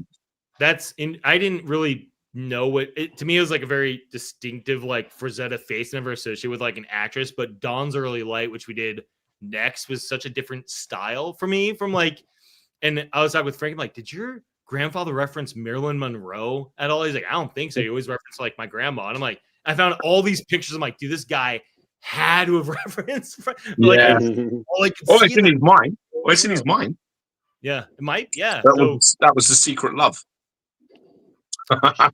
Maybe a scandalo. But yeah, so that the portrait went through a bunch of different. So that was the painted prototype, the final. That was the new updated portrait for that one. So this is amazing, isn't it? That's really nice. Here, look at that. Yeah, that was still that's stunning. I think. Stay there, Frank. What was that, mate? I think I said that was at Block Forest. So I was trying to like, what was this photo from? I think that was like final or damn near final paint. So this is after Monster Palooza when we were doing the portrait updates, and we updated the spots on the Jaguar. Like, want to punch those up a little bit. And the marble, you'll see like more photos of like the marble pillar. It's like we pushed it more because I'm like, some about it, like the marble has this blotchiness. Oh, also on the back left part of the base, we're like, it feels kind of empty back here. We matched the cat, the jaguar, and the other pots. And we had this extra 3D printed pot, and Heath's like, hey, what about this? He just cut it up and threw it on there. We're like, oh, let's do that. So we did a proper like 3D model and made it work. But it's kind of fun how just like we needed this problem solved, and Heath was just there and he just like broke one and shoved it. And it's like that composition just helps like fill out the back of the base a little bit more. So Exactly. I mean, it can add to the story as well that there's something more going on, you know, when you look at it, and then there's a broken pot at the back. So there's more, you know, that going on there. Does that make sense? She has that fucking cat, and the cat's knocking all the pots over. Yeah. Fucking dog. Yeah. What I don't do you think say, that was on. Frank, when you look through this process, coming from the background that you've come from, what do you think when you see this? Again, it's just really cool. Again, with them, usually with the people we've worked with in the past, and it's been quite some time since we've done a statue. Like since my time entering the business, there's only been a couple to like be in the process of being created, and it's a lot of revisions, a lot of asks of, hey, this doesn't really meet our standards. But with them, again, it's like kind of a fun ride in a sense with them, because it's like, what am I going to see next? It's like something new every time, something exciting, because again, I don't think I asked you guys to really change anything. Like at the end, it was like a little bit about the makeup, but like that was the only critique I could ever find about this entire thing. So instead of like kind of a nail biter of like, oh God, what are we gonna have to talk about next? What am I have to? There's some guys where you have to sit there, and I will actually have to like draw out like, hey, this is how it should look, or this is how the perspective actually is. This is how things should be posed. If you look at the lighting, like with them, it was like such a breath of fresh air of just like, I cannot wait to see the next iteration of this because it's going to be perfect. So while like I'm the dude licensing it, it felt like I was more of like a fan who was waiting for this thing to come out and like waiting to see the process pictures, because like I just trusted everything they did. And again, everything they came out with was just like, damn, it's better this time. Oh my, like it just kept getting better and better. And again, Dave reaches out to me for like anything and everything that he needs. And like, for instance, the cat. We were talking about like how to paint it. Between, do you leave it with a lot of spots to represent like it's a real cat, or do you mimic the painting perfectly? And he decided, let's just try to mimic the painting, see how it comes out, and it was perfect. So I felt like with them more so than a lot of the licensees. There's a couple of them that I'm very close with. And those like certain few, I feel like I'm part of their team, which is really exciting for me, because even though I'm not making it, it's cool that they really respect my input and want my input, not even asking for it because there is an approval process. It's like, yo, what do you think? What do you think your grandpa would want, or what does your family think about this? So again, yeah, every time they send me something new, whether it's with Queen or any of the pieces, I'm just like, damn, like this is so cool. Like I can't wait to have these next to the Skeletor behind me in my grandpa's studio. Like these are pieces that I want and that I'm excited to finally have. And I don't have any Frazetta statues in here. Like I think that goes to show that I don't think anybody's really hit this level yet of like, I want to buy it and I want to collect it. And when they come out with theirs, yeah, go ahead. Did you think that level was there? Do you know, like your expectation, was it at that level? Did you have you seen this now and gone, whoa, holy shit, this is what can actually be achieved? Or I think I thought that when I met Dave at first, when I saw his Make booth you believe. Tweeterhead. Yeah, I was like, holy shit. Like, and again, like I literally was at his booth constantly just bothering him, like, hey man, what's up? How's things going? Like, I really want to do this because I finally saw like, damn, these guys could make these gorgeous statues that my grandfather's never. There was one statue in the past that I loved, and it was called the Reaper. I think level 52 did that one. And it was beautifully sculpted. That was a great piece. And that's the only one I can really say, like, wholeheartedly. I'm like, that's perfect. Like, I don't think you could do that one better. It was so well done. And yeah, with them again, I saw Dave, and I was like, shit, this is what's possible with statues. Like, this is what can be done, and like, why isn't it happening with Frazetta? And yeah, again, now I'm just like a huge fan of his work, and again, super cool. And I'm so grateful I can just be annoying and a pest to him and be like, hey man, let's work. And he's like, hell yeah. So yeah, again, can't say anything but good things about them and what they've done. And every iteration they come, and again, for my dad, to say like, holy shit, like that's insane. That doesn't happen with us. It's always critiques and always like, what's this one in the dark? What is this? So this is actually, I was thinking about, I'm like, oh yeah, this is actually pre-Monster Palooza. So this is Heath and the guys at Block 4 just like trying to take a photo to match the Erie cover. So if you go to the next image over, you'll see a Photoshop that they did to try and like mimic the original magazine cover. And there's a picture of the original painting after that, I think. Before, and Frankie, you can talk about this. So the painting changed from like the cover of Erie, and he repainted it, painted over it, didn't he, Frankie? Or yeah, it was her face. So if you look at her eyes in the Erie cover, she looks kind of frightened. And then he got her back and decided to make her look more relaxed. He didn't like his women looking scared, but it was for a cover, and it was for like a horror cover, so he had to do something like that. But yeah, so he revised that, and that was the main revision on that. Was just her face. I mean, is there not like, was there any idea to do the warrior behind as well, or to do like an add-on at a later date, or potentially like a backdrop or anything? Or dude, I was. I mean, from the get go. Yeah, I mean, from the get go, it was kind of just like, it's okay. It's already so much to kind of take this to 3D. And then we know it's going to cost a lot of money because it's giant. Yeah. So then you're going to add another quarter scale, person, and it's good. And it would just be too much at the scale we wanted to produce it at, right? And then I guess it could work in like a 10th scale, but we had already we're just shrinking down the quarter scale to do the 10th scale. You know what I mean? But it wasn't like it's just all it is. It's just taking this into 3D and creating like a statue. It makes it so much harder to do that, right? It's not that like we didn't want to, it just like complicates things even more so than they already are complicated to make this thing, which took a long time and so many revisions, and it's just another thing to add to it. So we just ultimately were just like, I mean, if you did it as a backdrop, you could then kind of argue it's like a reference to Frazetta's style, because he would do watercolors and oils at the same time. So you would be then combining two mediums as well by having the statue and the art print at the back to create the backdrop. Sure. And I mean, it would be cool to actually maybe do like a one of a kind, like a one-off, like just to have like maybe like I could commission someone to do the warrior and the pillar behind or something like that, or make a whole diorama, with the lighting, and just have like a whole diorama, and just take the quarter scale deluxe version and just kind of add those pieces. That would be cool. And maybe some people will do that. That'd be something I would be actually interested in doing, thinking about it right now. But yeah, I don't know. But like you said too, so you could just add like the back. Leave me out of it. No, I'm kidding. Just like, I just know there's gonna be a ripple effect, because we already cheated the number of stairs. So I know this is gonna be like when we were talking about this originally too, it's gonna be a cost add. And also while working on it, we talked about it mid sculpt, like, should we add this guy?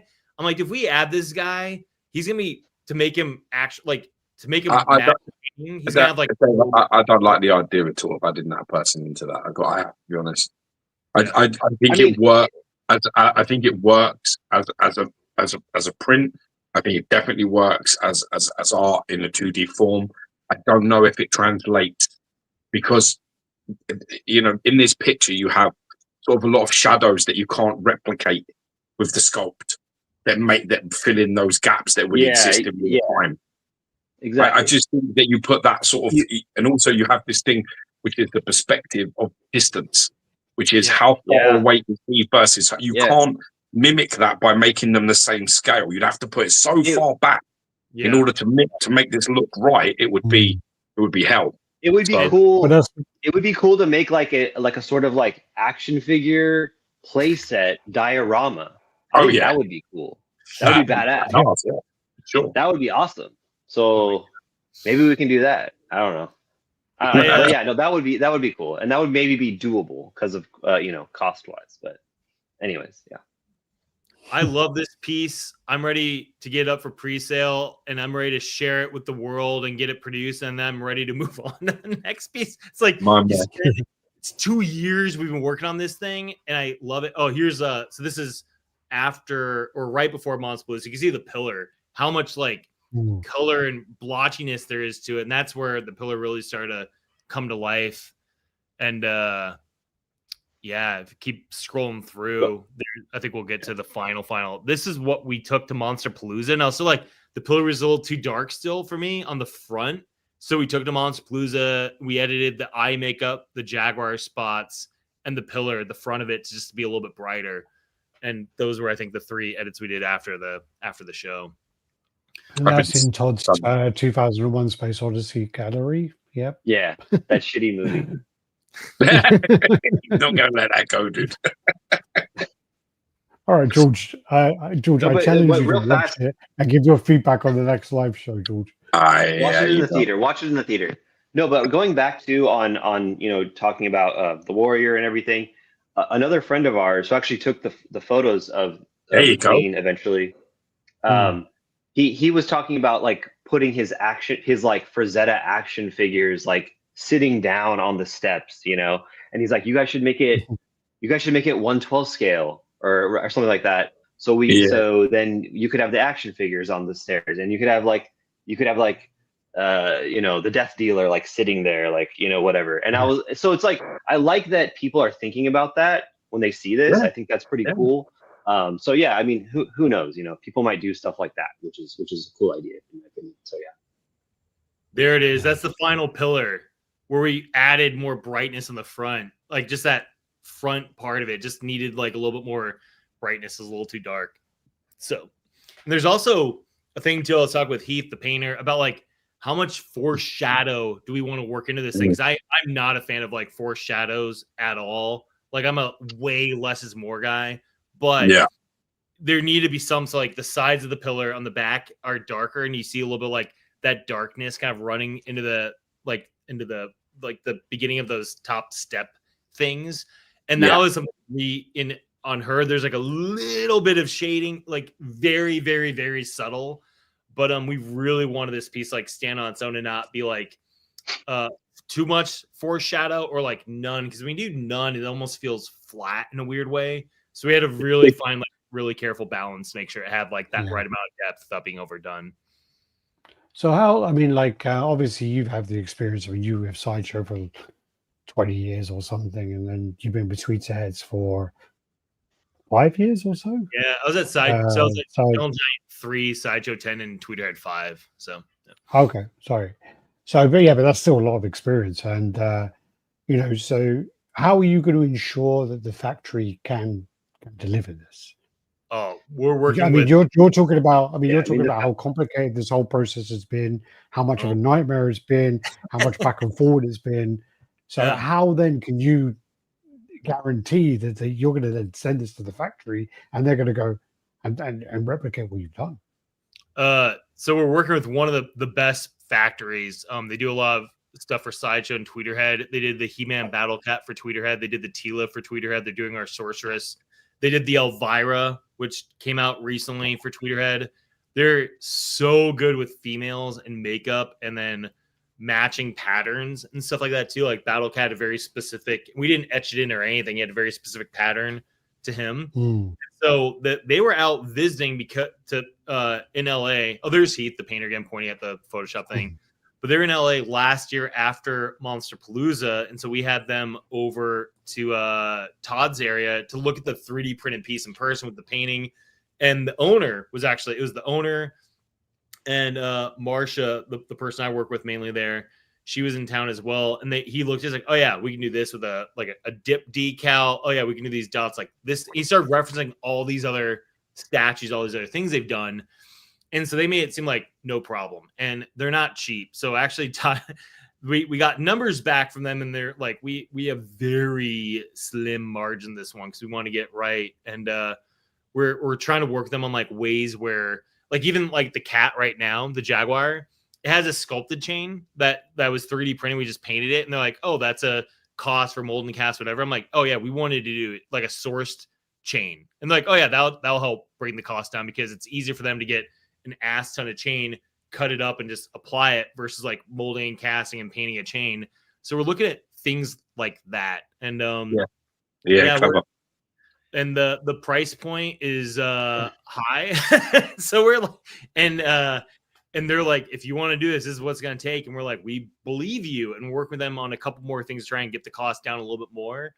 But they've delivered nothing but you pay a little bit more to go with them. And I know other people are like, oh, you can negotiate and find a better price at another factory. It's like, yeah, but you're paying a compromise, like a lower price because you're going to get a slightly compromised product. And Todd and I are like, want to get this right. And we know this is the most complex one we're working on. Like Death Dealer Bus is going to be a lot easier in terms of like the paint applications for that. And Dawn's Early Light is like a naked girl with a rock and a red piece of fabric. It's like infinitely easier than this. So we're just like, get this one out the gate, figure out, make sure that the money works for this one. And then just future ones will have hopefully a lot easier of a time. Yeah, but also, as you well know, David, if this is the first, this set standard. Yeah. So regardless of the project and how difficult, whatever it is, all of them things, it won't be taken into account by collectors. It will be, this is your standard. So you're right to absolutely make sure it's right on the first go. Even though you picked a really complicated one, you're right to make sure that it's onto the right factory, that the right people are handling it. All of them things are the right decision, especially on the first one. Because after if the first one isn't well received, it becomes problematic later, as you well know. So you know you want to set the standard right out there from the gate. This is that we can have. We're going to give you a really complicated design, a very very complex statue, and artistic value in it. But more importantly, we can do that with this. Imagine what we can do with some of the others. You know what I'm saying?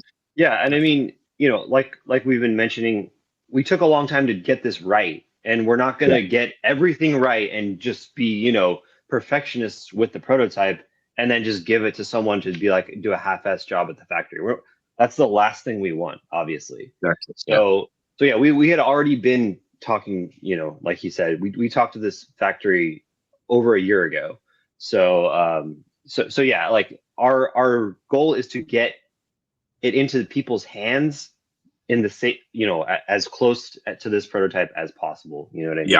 Yeah. Because it is, you know, at this point, it's like it's been like part of our life. You know, part of all of our life. It really is. Yeah, it really is like a child for us. So me, Dave, and Frank, you've just been, you know, so it's a lot. And even, you know, you work with certain artists because they have strengths and weaknesses. So you're like, hey, this artist is really good at sculpting females and likeness or whatever. That's important. Factories, same thing. Factories have strengths and weaknesses where, you know, there's certain factories that can crush Predator because Predator's got complicated paint and netting. It's like, oh, we need netting at this scale. It's like, oh, this factory is crushed 1 million Predators for 1 million people. Not saying it's like the only thing they do, but knowing that this factory does amazing with females like Elvira and Tila and Sorceress. Yeah. And they do amazing with like decal work like Battle Cat and other like more complicated things. It's like that was a 2-hit combo that was the most important for me, you know? So have you got an example of anything else that's been dip decaled? Off the top of my head, I can't think of it. I didn't come prepared for this question. Sorry. No, it's just something I'm not like I mean, obviously I've seen people do it with like I mean a motorcycle helmet, and they've done it with all these other things, and I've never in the statue world I mean, again, like it's one of those things where if they're gonna do it, you know, they're gonna do one, and if we see it and we're like, that looks bad, we're not gonna have them do a dip decal. You know what I mean? Like we'll again, it's not about looking bad. It's about how they can match. By dip decaling, it's how they can match 100 statues like that. Yeah. Yeah. I mean, the expertise of a factory is replicating something, you know, almost perfectly over, you know, hundreds or thousands of times. You know what I mean? So there is some trust with these people. But again, we have to see what it looks like, obviously. Definitely. Yeah. They do have, I mean, because a decal it doesn't go all the way around. If you like, when we get to the gallery, you'll see like the back is like flat. So they'll probably do something of like, oh, that's where the decal ends. that's the length of the decal. We have to just get it lined up with this robot and it's centered and they probably do like a million tests for like, all right, that's the calibration needs to be. That's the, that's yeah. I'd love to see a video of that. I'd love to Alex. see a video of that for sure. Yeah. I'll actually. That's very interesting. There you go. There's the factory. You have an Ichigo bust? Sorry? What? Of course he does. Ichigo bust? Is that Ichigo? Oh, that is Ichigo. But it's only because it's okay. This was actually Return that was completely shattered. Not shattered, but like the whole arm was broken off. So we had it repaired, and I'm just gonna keep it because I think it's pretty cool. I've never even seen Bleach. Do you like Bleach? I guess you do. Just there's one arc that sucked. It got me through nursing school. Like every time I need to study for a test, I was like, I'm gonna watch a couple episodes of Bleach, and then I can study. So yeah, it helped me. This is another. Okay. This is another bust that like I don't know Bleach, but you see this in person, you're like, damn, like the Skeletor bust for you. It's like, damn, that's like badass.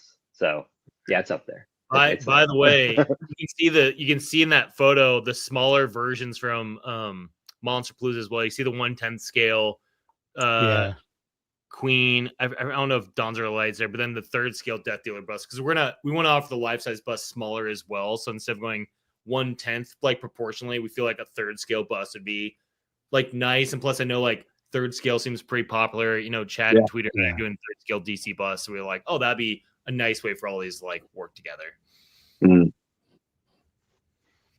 Yeah. That's the scales that will be released. So I think, do we have another picture of standard that comes about the Panther? Yeah, we removed the bottom step. That's actually that's an earlier one. There's a photograph of it, Alex. It shows a little better, but that was like our initial, like, what could this look like? Oh, there's the 1/10 scale printed head that this one. Yeah. So that's brand new. Todd's buddy Brian was helping me Photoshop a bunch of stuff right before this call for our gallery. So this is showing like the Core Scale Deluxe, which has the bottom steps on it, the Panther, the pots, and then the quarter scale standard. We remove the bottom steps, the Jaguar, and it has just the one broken pot. So we were like, oh, maybe we can make smaller pots, but it just felt crowded and forced. So like, let's just leave it. This feels cleaner. And so it's way more size friendly in the size. So you can see on the image callouts, it's about the same height. It's not, you don't save a whole lot of height, but it's like definitely in the width, the depth of the thing.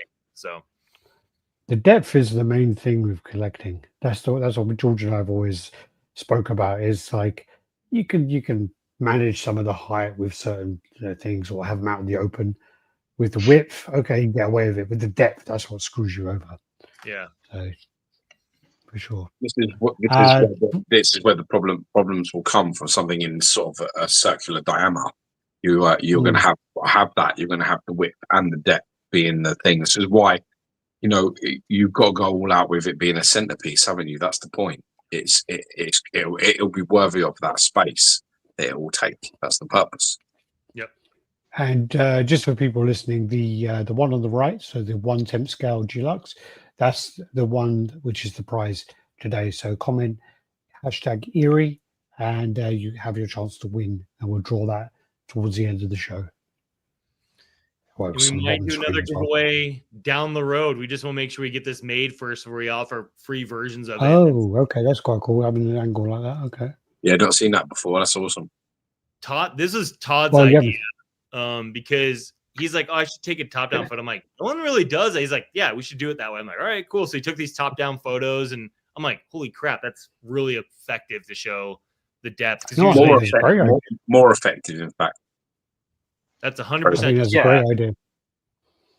It's just something, especially for this statue, I think is needed, And I mean, people want to know depth a lot of the time. So yeah, 100%. Not just that was my statue. That was like my statue collector mind. Like I don't see that enough. So what you normally get is you normally get this, and which is good for sure. You're like, but then you're like, well, okay, that's 21.5, but maybe if I angle it, I might be able to squeeze Yeah, it in. that's And exactly. then by doing If you this, it takes that away. Yeah. It'll fit. Yeah, it'll fit in my Besta if I like twist it a little bit. You know what I mean? Yeah. So Yeah, some 100%. Always about people the can Bestas. take credit for this. Some people can take credit for that or whatever. Everyone has their like, that was my Todd was the one who's like, we gotta do a top-down photo of this. That's Yeah, great that idea. was all I did. Yeah. And that's it. And I ducked out. I'm like, do the rest. No, just kidding. No, it's great. It's a really nice project, and you've done a fantastic job of creating something which is from a 2D image into 3D, which I don't think people have that kind of idea of how difficult that is, and you've done an absolutely fantastic job. Yeah, I mean, amazing piece.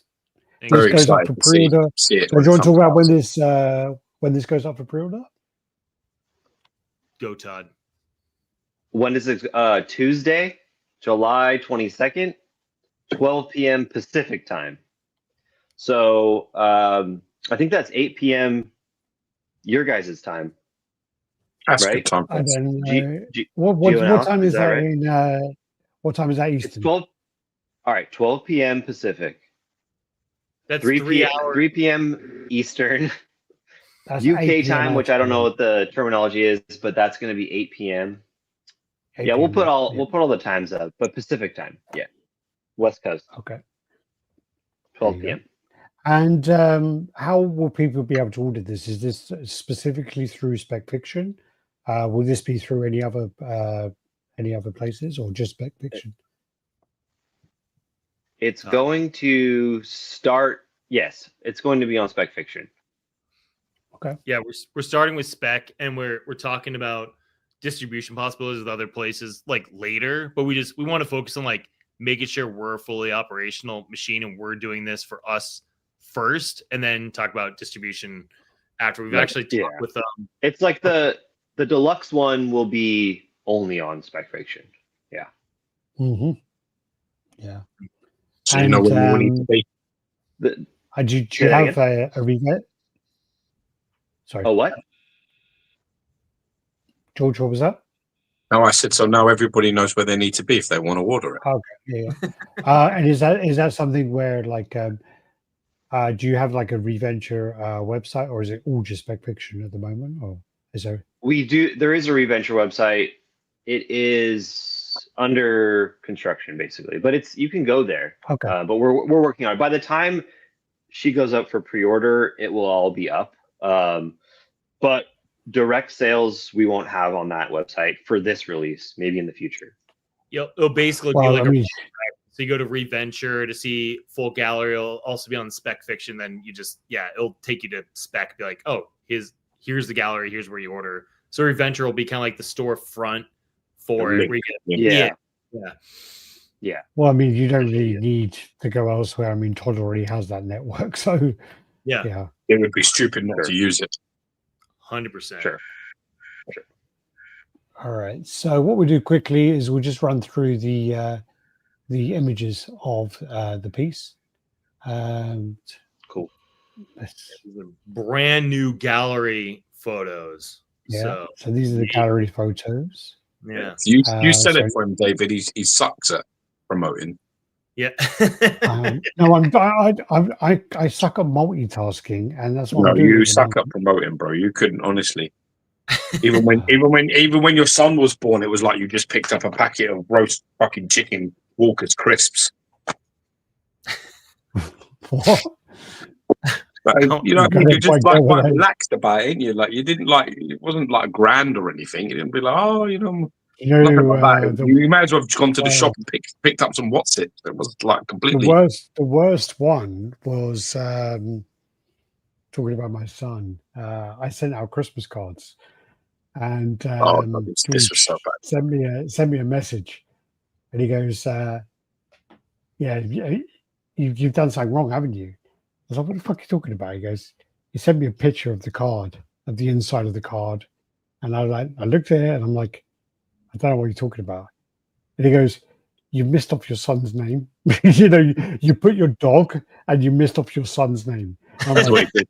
"Oh, shit." I Yeah, can't I'm tell. Listen, I can't tell you the horror of my wife's face when she opened that card, and she was like, "He's." But He's put it wasn't you're like, one George, he's card. put It the was fucking dog in the card, and he hasn't put his new son in there. I was like, yeah. oh, dear. The worst part. It wasn't one. It wasn't one card. It was the you and your wife. Yeah. One and then one for each kid. So there were 4 cards. And every Yeah, card yeah. I missed off my son in every card, and I put my dog. In all of them. Yeah. Hey, Alex, I think Todd accidentally left. I think he's in the waiting room. Just a heads up. I don't know what happened. Oh, sorry. That's all good. But yeah, these were Oh yeah. Well, something's wrong with his camera, so he's only audio apparently. What are you doing over there, Todd? What are you doing? Got your cock out, haven't you? No. Your trousers down, Todd. Apparently his audio is not working either. No. Technical difficulties. It's Yeah, normally these me are- with the technical. Huh? It's normally me with the technical difficulties, as you saw at the beginning. These are the ones in the kind of stylized photos with the smoke, and I think this looks fantastic. You know, it looked really great. Yeah, There's some Todd- breathtaking shots there. It's a nice shot.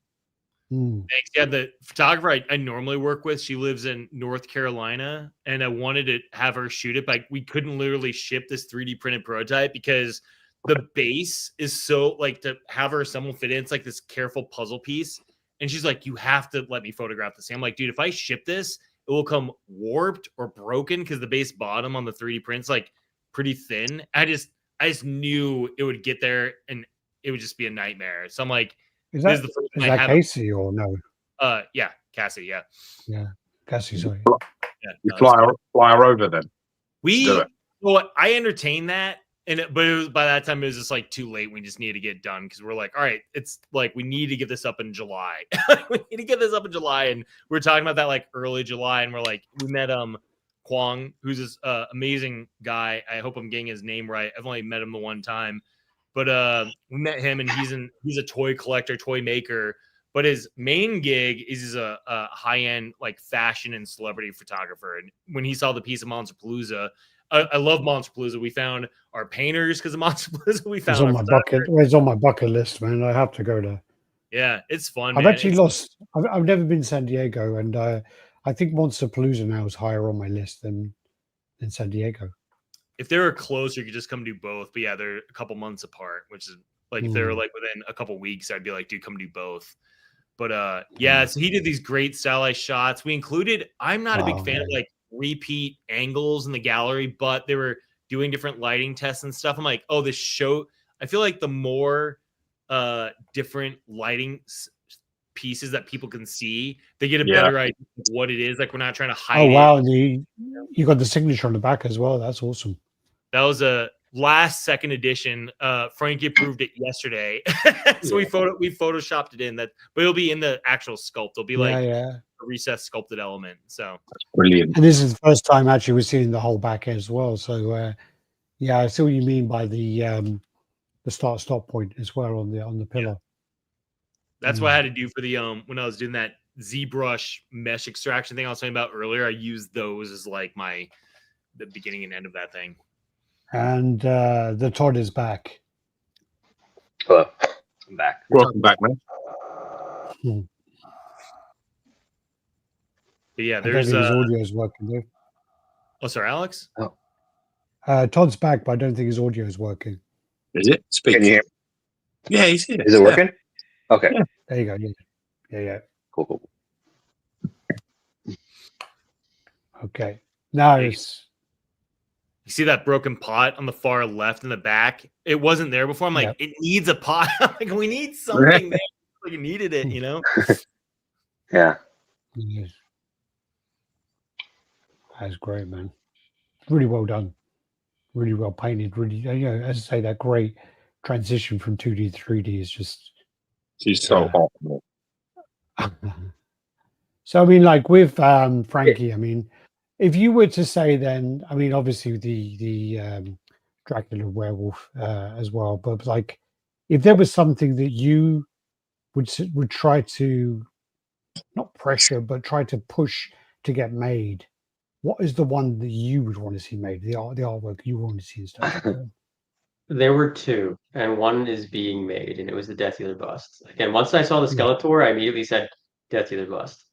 Other than that, there's a piece called The Reign of Wizardry, which was a piece that I saw every day as a kid in my grandfather's studio. It's a very Renaissance piece. It's essentially like Satan with a bunch of demons around him. That would be my number one. How the hell you do that one? It's somehow probably more complicated than this one. So it's like, I don't know, but I'm not even going to pressure them because after this one, I think we all need a break. But the Death Dealer bust was like my first thought upon meeting Dave. I was like, that was the first thing that was the first thing we talked about. Oh, yeah, that is not going to be an easy statue to make. No, at all. I think that one currently is my favorite painting, like by far. Hold on, I think this could be another like thing where it's like maybe it's like a diorama type. You would smaller, yeah, like not a statue, perhaps, you know, but I don't know, mixed media something smaller too, but it would be pretty awesome. Like I'm thinking of like a McFarlane, you know, like the McFarlane like movie poster thing, kind of that he did, you know, those something. Oh, I used like I had the Robocop and the Jason one of those, yeah.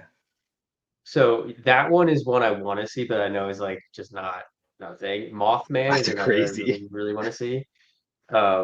Just because I don't know. They all just like are they all just having some big orgy or something? Yeah, so that was my grandpa's depiction of hell. So he wanted to give that piece to my grandmother because she was super religious and he painted her Jesus all the time. So he wanted to paint her a hellscape that was like evil and really like evoked emotions from you, and did such a good job that she absolutely hated the piece. So yeah, so that was it. And you could tell the bottom of it is kind of blurred compared to the rest, and that's because he tried to revise it with his left hand like for years. So I always saw this piece growing up as a kid. This was always on his easel because my grandmother hated it and never wanted to see it. Mothman's cool. Mothman is very cool. Mothman would be a sick statue. And that's one of those pieces where you don't need to know Frazetta and you immediately just go naturally. That's something. That is now like the Mothman you prophecy sort of thing. Yeah, I mean that's this one is like is actually maybe doable, you know, more doable than the Rain. it's much more doable than Rain. Yeah, still hard, still hard, but I think that's you can see where like Berserk has taken reference from that from like Femto, and then also even like on the right hand side. On the right hand side, that's kind of like Army of Darkness, even.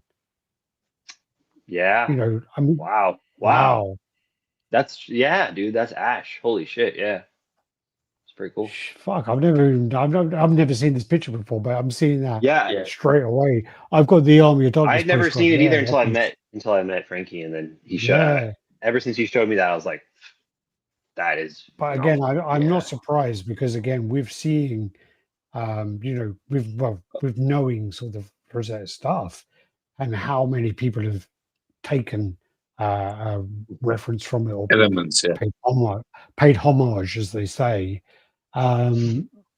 It's crazy. Wow, I think that would be awesome. I love that. The thing with Mothman too is again, you don't need to know Frazetta or his paintings or his characters to immediately just go, "That's sick. I want it" with Mothman. And this tends to be like one of the best introductory pieces to Frazetta. It tends to be a great seller for us. And is he part of the tree as well? I think they're just because you could see his left and right legs there. I think he's kind of just like on the tree, floating on it, and then you can kind of see his fingers. My grandpa was really good at like kind of melding pieces of the painting into each other to where it doesn't really matter because you're not supposed to be looking there anyway. But I don't know. Seeing them translucent resin wings. Imagine that with a little bit of light underneath it or behind it. How crazy that would look. Hilarious thing as well is like with Evil Dead, is obviously Evil Dead has that element with the tree and the roots. So I wonder if Sam Raimi literally, you know, With this in Let's mind as call him well. up and I get mean- him on the show. Let's make a call. Hey, Yeah. Yeah. What do we call him? Hey Sam. No. Yeah. No, that's I really like that picture. Yeah. I've not seen it before. And there are so many. Like every time we talk, it's just like, what do you do next? Because I could name Rain, Moth Man, Devil's Generation. There's so much stuff that like I would love to see, but you do ultimately have to pick. And a lot of that is based off of what you love, what you think the fans would love. Obviously, like you can't put out a statue that's obscure that you're going to get kind of railed on when you produce it. Yeah. But again, every time I work with a licensee that does like either figures or statues, it's just like, what do we do next? What's the fun thing? Either round out the collection or something new that hasn't been seen before with Frazetta, and it's like it's fun, but I think that's probably the most stressful thing for me is like picking. Yeah, Devil's Gen, one of my favorite That's cool pieces. as well. Yeah. So what's really cool about the spell is that it looks different than what my grandfather's always like. He's painted before. His brushstrokes are really smooth usually.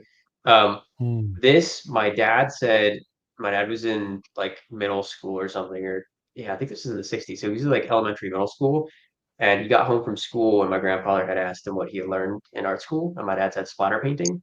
So my grandfather gave him this piece and said, try splatter painting. So that spell is like a 10-year-old Frank Jr. just throwing paint at painting. Oh, that's fantastic. Yeah. So That's yeah, really it's cool. But what a different. story to have as well. What a fantastic story to have. So it's a great piece. That one was always one of my favorites too. And I love the horror stuff. There's just something about like horror. We grew up as a very Halloween friendly home and family, so it was just like that's always been like the holiday, and the theme really is just horror. Done some great work on the Jaguar as well. Looks really good. dude, it was 'Cause that's one of yeah. Oh, go ahead. that's one of the things for like a lot of statue form when they do an animal with fur. I mean, obviously, I know it's not Frazetta, but the Conan Fury of the Beast, Troy McDavid did an absolutely amazing job sculpting that, the ape. And I think a lot of the times though, when you see cats and like you see a cat woman with a cat, it always looks like Terrible. something comical about it. Something like it looks cartoony. It never looks right. And I think you've done a great job of making this look like an actual cat, like an actual jaguar. Yeah. Thanks, man. Yeah, that was it was insane. And it was another one again, just from like that one view of the painting. It has such a graphic shape and a stylized like line going through it. So it needed to have like that had to be matched, but had to feel natural at the same time. So just it was a crazy one to get right. And I'm glad that Frank was able to like run through and find a ton of other paintings of his grandfather's where he's done, because he does a lot of similar things when he paints cats, just like he does with his women. So it was cool to like find a kind of a style through line to help us like fill out the thing in 3D a bit more. Yeah, so here's our next piece. So I mean, these are marked for adult content anyway, our chats, but if you're offended by female nudity, then time to disappear. So, yeah. I don't know if we have to. I don't know if we have to give this kind of warning or whatever else, but yeah. Yeah, it was when Todd and I talked about like the next piece in the line. Death Dealer Bus was always like floating there. We were talking with Frankie about, but like, hey, what's the next full statue? Dude, she got a nun now. Huh? She's got a nun now, isn't she? Yeah, it's got a fluff out, man. Is that Nice. is that a British term? I don't follow. It's what you would probably call a polite one. So if you were in the presence of kids or something, and you was to say something like that, like, we would, like, my wife would always call it like, with my niece or something, you got your nunny out, put your nunny away or something. It means like, you don't like, we don't say like, oh, you got your pussy up, Christ. We don't talk like that. No, I think the most British one has got to be minge. Okay. There's a minge like the most. Yeah, but that's not a good word for a child or around. No, not for a child. Minge is not good. What would you say? What would be your word? Art bush. This has got a bush, Yeah. Yeah. Because like, let's say bush. All right, okay. Bush is good. Yeah. But that's the thing that's quite misleading about Americans as well. Is like in America, when you say fanny, it means arse. In England, fanny means pussy. Yeah, that's Yeah. Yeah. No, that's not. That's When the you other say side. like, when you say like fanny pack, that just sounds like it's like a sanitary towel or something, you know, like a female hygiene product. yeah. God. Still, totally true. Oh, that's awesome. It gives a whole Fanny like, pack. Yeah. I'm Yeah. gonna buy you a fanny. I'm gonna buy you a fanny pack, Alex. I'm gonna send it to you. It's Yeah, gonna but if you be. don't- It's gonna if be you a don't- Frazetta fanny. If you don't put any sort of sanitary towels in there or anything, then we're gonna have a problem because of the confusion. So It's a do you want to ReVenture introduce this fanny pack. this piece then? I'm sorry? Yeah. Do you want to introduce this piece and talk about the? Oh so yeah. This is the Dawn Early Light. Yeah, Dawn's Early Light. We talked about Todd and I wanted to go for like this has always been one of my favorite Frazetta pieces because it is a tasteful nude and she's so joyful and playful in it. It's like I feel it removes a lot of like when people feel stigma around female nudity or any nudity. To me, this is like the antithesis of that, where it's like here's full nudity, but you can't deny how like playful and innocent it is. Innocent You know? it is, Yeah. So Aaron is the main sculptor on this one, the guy who helped us like the last edits on Egyptian Queen. He came on and he's wanted to work on this piece as well. So he did a bunch of stuff for ARH and Level 52. And Aaron's great. And so this is a difficult one though. That I was talking about a little earlier, and there's some photos later that kind of show this, but like the pose is so animated. You know, it's like a totally different feel than Egyptian Queen. It's also a level of difficulty. It's like infinitely easier, I feel. So it's like, you know, it's like you have this giant triangle composition with Egyptian Queen. And this one is almost like a flower with the stem coming out and like with the red on the top. And it's so different. And also, when you look at the face close up, it doesn't feel like a traditional Frazetta portrait to me. It feels a little bit like Bruce Timm, Jessica Rabbit, like this weird stylization. So to get that right was like, when we're still working on the portrait right now. It was the hardest part about this thing. Getting the pose and the fabric was like relatively easy. Like it was just like pushing and nudging things until it looks right. But that portrait is one where it's like really, really, really difficult. Not quite as hard as the marble pillar paint on Egyptian Queen, but this portrait's harder than Egyptian Queen's portrait, I feel. Kind of like get nymph vibes. This is another one. What? Yeah, like nymph, like a nymph vibe. You know, almost like a fairy. Yeah, almost like you know, like a summer nymph. Well, that's what they're called, right? Yeah. Yep. Yeah. Definitely has that kind of vibe about it. There's feel to it. Yeah, I mean, so yeah, Dave and I discussed. So I was a big fan of the Level 52 pieces, and one of the pieces they did was the teaser, and I loved that piece. And so, you know, it was like, what do we do? Like each release we were talking about like should be different from the last in regards to like the style, essentially. You know, so Egyptian Queen very very serious, you know, etc. And this one's more like. It's more like what you're saying, more like fantasy, you know, more like happy, you know, and the color palette is much different as well. And just the whole vibe is different, you know, so that's why we chose this. But and then we're like, okay, yeah, and then, you know, as people are sculpting it, it's like, okay, this is just as hard as as hard as the Egyptian Queen. You know, it's like it's super difficult again. Yeah. Everything has its problems, though, does it? I mean, you know, kind of get that. Can only be described as like, what is that? Like a material, like a throw, or like a what is that? Kind of. It's like I feel like it's some kind of sheet round her. Yeah, but like one of them. Do you know like what? You know, like they're almost a transparent, and they're like sort of like really light. You know, it's got that sort of vibe to it, how it flows around. So. No, that's going to be quite hard. The delicacies of that is a challenge, surely.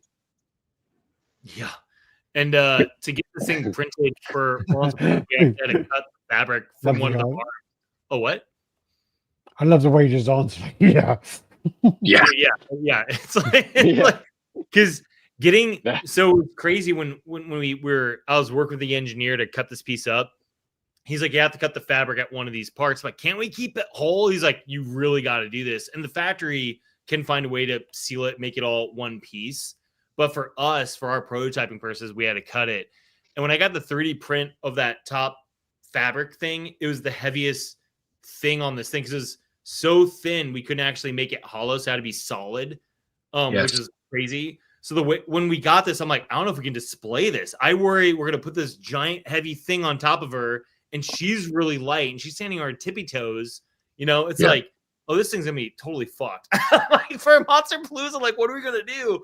But Heath and Block 4 and his business partner Roger, they like filled her legs with something, not resin, because resin can, you know, mess up or expand. I forgot what they did, but they made the legs more solid at the bottom, put a pin in so it could support. Just every night at Monster Palooza, we took it down and took the fabric off and laid her down because we didn't want to leave it like up all night. But yeah, it was a challenge already in the prototype. And I know with production, it'll probably be, I'd imagine, no, not saying this actually is going to happen, just like spitballing here. They're going to probably do the fabric in a slightly softer material, like not like plastic, but something like so it can not be as heavy. And then they'll probably do like a wire through the whole thing to keep the shape integrity the way it needs to go. I can't imagine them doing that as like solid resin. I mean, maybe they will. I don't totally know, but I imagine it being something like a softer vinyl or something. And it's you know. Well, the PU is quite good as well to use. Yeah. I've got a few fan art pieces that have got capes on them, and they're ridiculously light. Like, it's crazy how light they are and how much detail is actually on them. Yeah. So, you know, they, you know, like in a way, licensed companies sort of need to get onto that a bit more because they've what they're doing in that way. I mean, these, you know, like I just got in a blue marble piece. It's got a big flowing cape right up down one side of it, of the piece, and the piece stands centrally. It's got that flowing cape out to the side, and I'm like, oh, fuck, you know, I hope this pulled out of there. And it was like helium. All that was, it was crazy. It's like almost no weight at all. It really didn't affect any of the structure at all. So it was quite impressive. So I'm sure it can be done for sure. Yeah, no, totally. And we'll be working probably with the same factory again. You know, that was one of our tactics to hopefully help with like pricing. Is like, hey, if you help us on Egyptian Queen with pricing, we have this death dealer life-size bust, and we're working on a couple other things we can't talk about just yet, but hopefully soon. But yeah, I'm excited about it. It's a different challenge. You know, it's a lot easier in a lot of ways. Like the sculpt in this one didn't have to go through nearly as many back and forths. I mean, just because it was like a little bit more straightforward in a sense, other than the portrait. But yeah, the factory's it's a different challenge for the factory. We so far haven't chosen like straight, like, person standing on a base, easy. You know, it's like every one so far has a unique challenge. And even the death dealer, you'll see some of the paint application we started on that thing. But yeah, she's got a good butt. I'm a butt guy, so we had to make sure this butt was good. So. Me too. Yeah, me too. For me, I was really particular about her boobs with this piece because these are not normal Frazetta boobs. So the first thing I looked at with the sculpt was like, are the boobs shaped exactly to the piece? And they're like spot on. So that was all I cared about, was how accurate is her body shape, because again, this is not a normal Frazetta. She's very petite. Like it's different. So again, of course, they did exactly how they should have, and I was ready to tell them to change things, but didn't have to. I love it profile. I mean, with that kind of that side as well. I mean, the engineering has to be top notch. I mean, that's one of the things. Yeah, again, it's one of these things where you initially look at this statue and you're like, well, you've gone from, you know, the Egyptian queen, the death dealer, I think, is your second piece, and then this is the third piece. So from someone who isn't very educated in that area, they might be like, this is much easier. This is like a really, really simple piece that you've gone for after doing this life-size bust, and this other piece is going to be like more complicated. But there's a lot, as you said, there's a lot of challenges, especially getting the engineering right for this is a lot going on. I mean, she's on her tiptoes. There's not a lot of area there. There's going to be I don't know if you can see my thing there. The peg is going to have to go all up her leg, but it could kind of, it's going to bend up there. Yep. And we had to do that on the Battle Cat for Tweeterhead. It wasn't a straight rod either. It had a bend in it, and that was DAK that did that one as well on the factory that we're working with. And so they know how to like get the thing up and off to the right angle. We want to make sure there's as much support and as straight as possible. So even like we really like to get the one thing that's really difficult is to make a foot coming off of the surface, make it look like it's doing it without over compromising by like plotting the heel. It's like one thing I hate is like I'm currently working on I can't talk about this one yet, but this Tweeterhead piece, and it's a guy jumping off and it's 1 foot contact. I did not, and everyone's like, oh, plant the heel. I'm like, no, just like I refuse to plant the heel because you lose all the power and all the momentum and energy of the piece. And with her, it was the same thing where we just had to like move the rock up and into the heel of the foot. So it's like kind of cheated, but it's just like, to me, it's the least compromised thing we could have done to make this work. And I'm super happy with how it's going to come out. No, I mean, yeah, she looks good. She looks good. Obviously, sexy women sell. So yeah. Hopefully, it's the goal. You know. I mean, do you think? I mean, Frankie. I mean, like with the style of Frazetta pieces. I mean, like, you know, they are from a certain time, and they have women depicted in a certain way. Do you feel like there's a bit of a push now with certain agendas where, you know, this is too much or too misogynistic or too this or too that? Do you feel that there is that going on? Yeah, because the people always love to like retrospectively judge something in that way, don't they? Oh yeah. I think it's always kind of been a thing, especially with women in my grandfather's art, that like, you know, he sexualized women and all that. I actually like a very the common example is his depiction of Eowyn and the Witch King when they're fighting, and Eowyn is like clad with her, like, you know, you see her thighs. Even there's a piece my grandfather did where her cake's out. Like, she's a Frazetta woman. Like, you could see her, and people get so upset about it. And then everybody who defends that piece goes, look at the other Frazettas he's done, and you see the orcs with their asses out, and like that's just what he does. And even in the museum, a lot of times we'll see men, like dudes, drag their wives into it, and you can tell they are like not happy to be there until we bring them around and until we talk to them and explain, like, hey, this was Frazetta, like his way of showing like women don't have to hide. Like, they don't have to, like, most of his women aren't the damsels. They're the ones in power, and nude, not, it didn't matter. That's just what it was. And like growing up, you know, he was born in the 20s. And when he painted a lot of these, it was the time where women were housewives. They were obedient to their husbands. It was the opposite with my family. My grandmother was the one that ran everything. She was kind of the one that wore the pants. And he liked that with women. He always thought there's nothing to be ashamed of. There's nothing to hide yourself. And like, it's kind of like you could look at it metaphorically too, of just like, you know, there's no reason to hide behind anything. And it was just, so we see it occasionally. I try to explain it the best way I can. If you have an agenda, I'm not going to be the one to change it, because obviously you have that for a reason. Yeah. There's been a couple times where there's been some bait thrown my way, and you know, I'll bite it a little bit just to see what comes out of it. But for the most part, I knew who my grandfather was. I know who he respected and why he respected that person or that type of people, whether it was based on their race or their gender or whatever it was. And all I could say was he literally didn't care about anything. If you were a cool person, that was it. And again, with the women, was his thought was like, there's always men. Like, all that's depicted in books, again, and other art, it's always the men saving the women. And he was kind of like over that whole shtick, and he wanted to show, you know, women can be with the men. And yeah, but again, the easiest like argument to it, yeah, the easiest argument is like his men are naked too. So I don't know. I mean, he's probably. I mean, he just there was just the 15-year anniversary of his death, and I just think though in the last, is it like 5 years or something? It's just, things have just gone insane, and people just take things out of context, and especially with like comedians, they just make them apologize for things that they said in the 80s when, you know, it was, you know, yeah, well, acceptable, but like, you know, it was something that was everyone was kind of doing.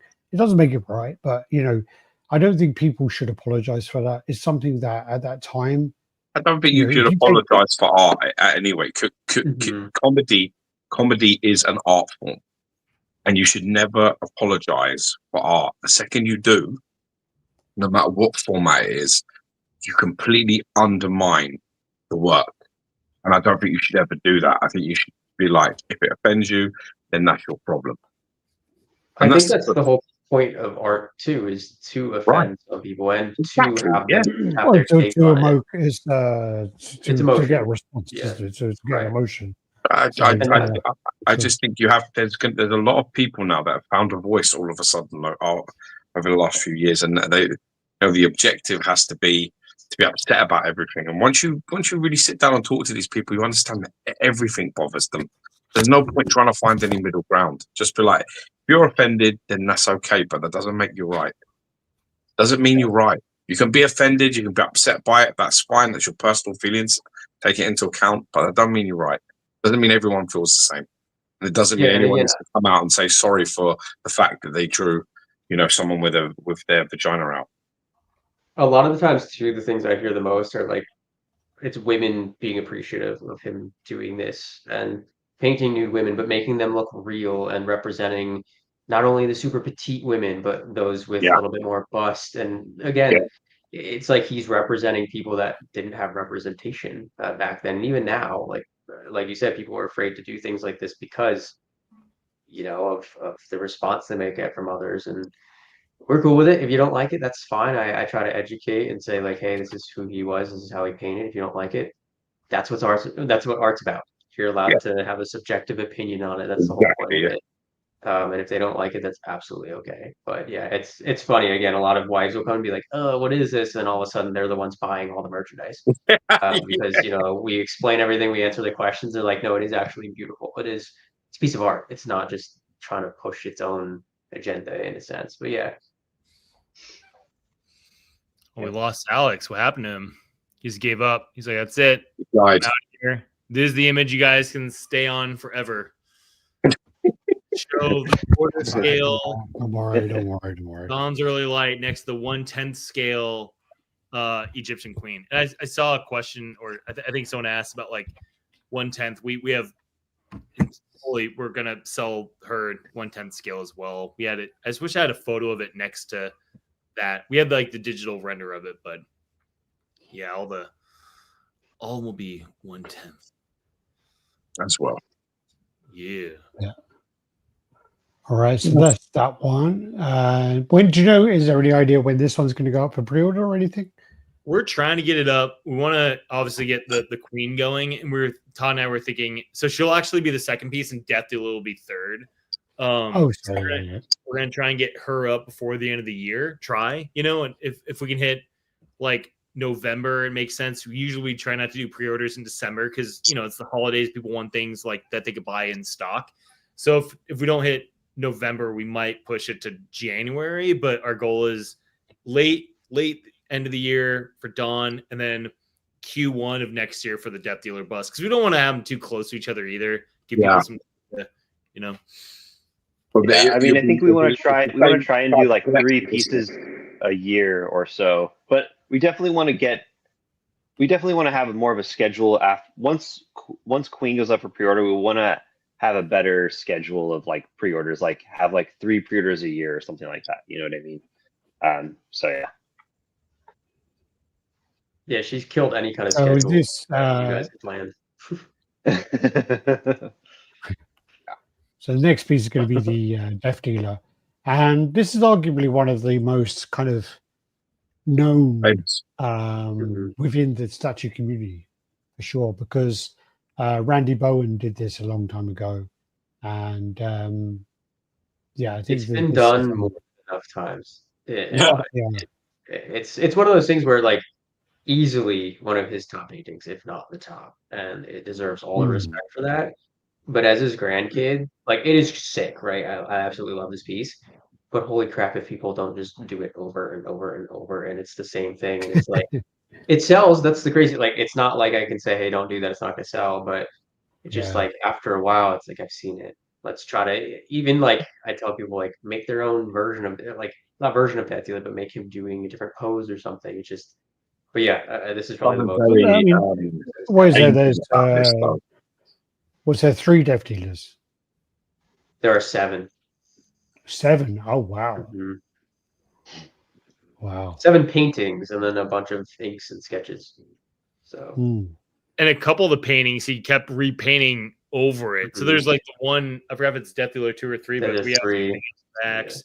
And there's like 3 versions of it. And it's like the other 2 don't exist. It's like only that 3rd version because he kept painting over it. So it only exists in the, archived version. Archives, yeah. Oh wow. I think this is very popular because there's fucking something cool. very there's something very ancient about this. Mhm. There's something that's just dark about this. Do you know what I mean? As a religious person myself, there's a stir of emotions when you see something like this in a dark way, and I think it will just hit people. It will hit like a lot of people that way.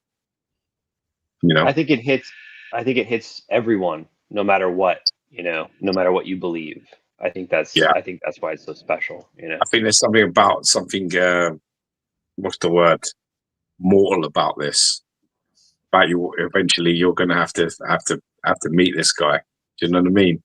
No matter what path we choose, we're all going to bump into this guy in the end. Death happens for everyone, no matter what your beliefs. Like death will. So it's like, it's crazy. It's crazy. It's crazy.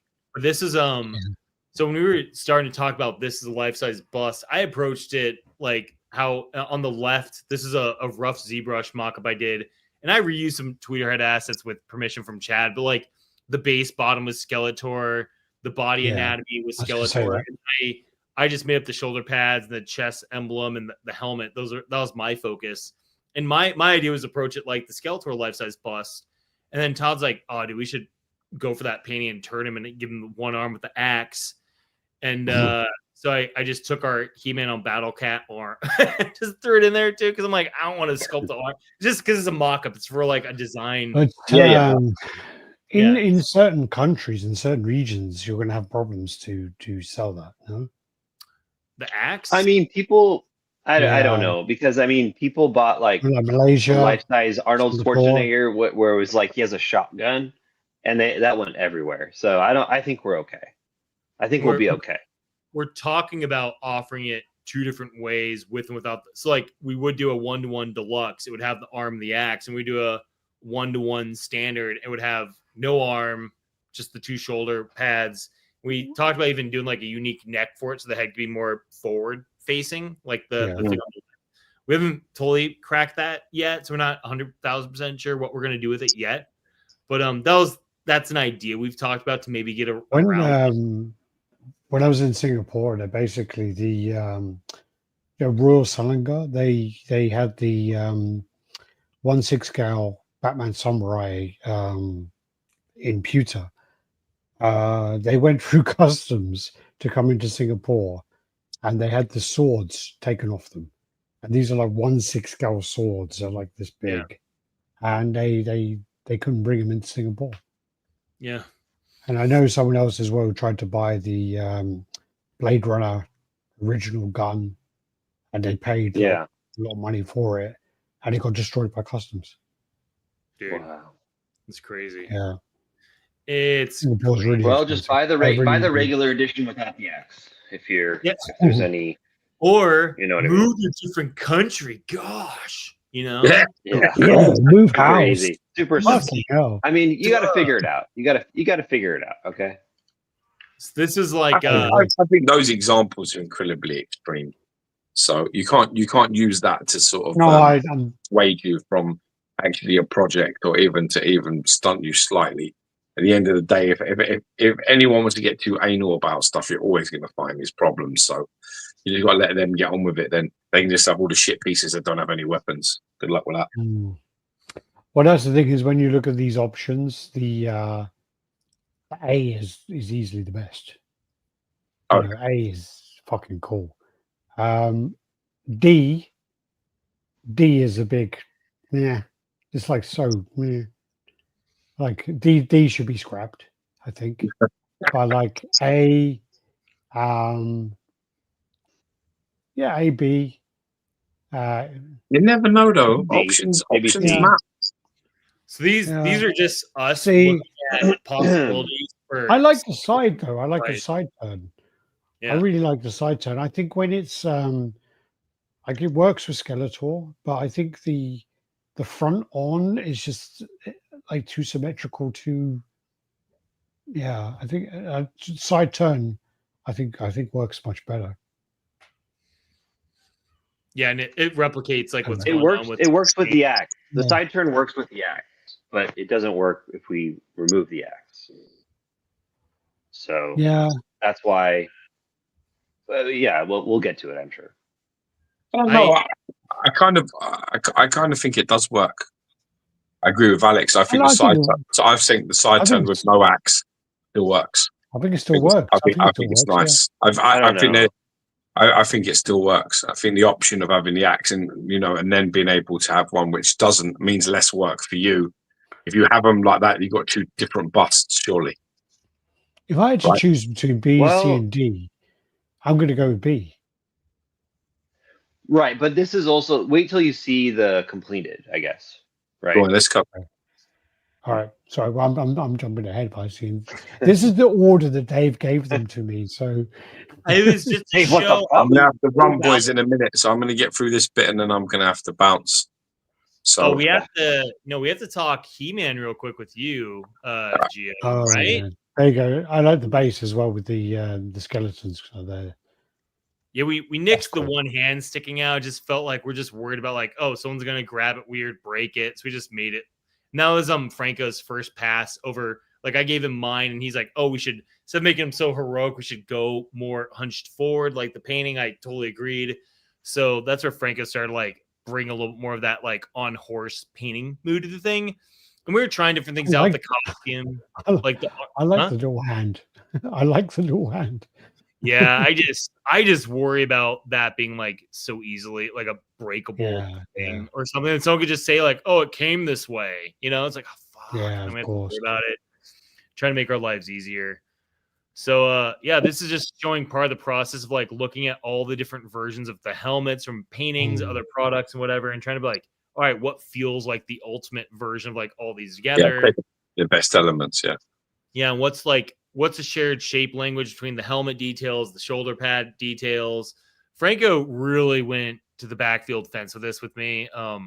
He tried something out, and I kept telling him like, please keep it rough. Don't go tight. Don't spend too much time because we're gonna back and forth this quite a bit. And he was awesome about it. So I did show it to Frankie at this point, and he's like, oh, I really don't like the armor element to him. Unless you're going with the chainmail thing, and I really don't want to go chainmail in the bare arm because there's two main different versions of Death Dealer. I call one classic, one like the more modern, like the Darth Vader-y kind of helmet with like the vent on the front. And so I want to go the more classic version with the fabric tunic. So he's like, yeah, if you want to with the bare arm, he's like, if you want to do that, you got to go more of the tunic. I'm like, cool.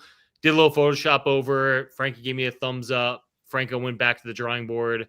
And then these renders that Franco did of the helmet were when I could really see this thing, like where it's going. Because this is my first project. Yeah. I've known Franco for years, but I've never worked on anything with him. He's a good guy.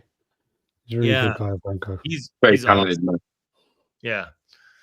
So this is where I started to feel really like, oh, I see the end with him. Because I've never, it's different when you work with a sculptor you've never worked with before. You're not totally sure how it's gonna go. And I had good feelings about Franco. Just like, I'm pretty picky about the details and the quality and everything. And so that was a little size mock-up to see how big you'd be next to the He-Man and Skeletor bust. And this is like the final size of the 3D print. Yeah. So they like displayed nice together, hopefully. And that just shows the engineering breakdown, all the parts. Did you not ever consider I know it's not accurate to the painting, but did you ever consider leaning the axe into the shoulder. Yeah, but that's not like you I don't feel understand like what I'm saying, for security reasons, like in terms of you worrying about it knocked or coming off or whatever, where you could have it sort of like where the axe head is sort of backing up. I think that would work with a different pose posture, but because we're going for like that iconic version of the painting, like we wanted, if it's gonna be $1,000 plus life-size buses guy, we wanted to give people every reason to like As make close as you can get it. Yeah. So the pictures of the box, Alex S threw those in there because this is the piece that got lost in transit to get to Monsterpalooza. We can actually bring it to Monsterpalooza. And it got held by customs because we had to pay an additional tariff fee on it. So if you go to the box photos, when I got it, like 2 weeks after Monsterpalooza, that's how it came. They unpacked it and just put the parts back in the box. There's no bubble wrap on the top, like the first photo of the box open. Welcome to being a collector, bro. Welcome to our life. There's a big hole in the fucking elbow there. Well, that's for the draining on the print. That was intended. Like nothing actually came broken. So that picture right there, that's how I opened the box. It's like no bubble on the top. Nothing was wrapped. It was just part on top of part on top of part. I took the torso off and the arm is against the box edge. I'm like, dude, this thing, it's a miracle it got to us unbroken. I was like, come to think of it, it's probably because the axe. It's probably because they scanned it. They did like a 3D scan or whatever, and then they saw that axe. That's probably why it got inspected. Yeah, it's exactly. So, Alex, you're right. No, Alex is right. It's exactly why it got stopped, and that's exactly why it got held, and that's exactly why it got examined.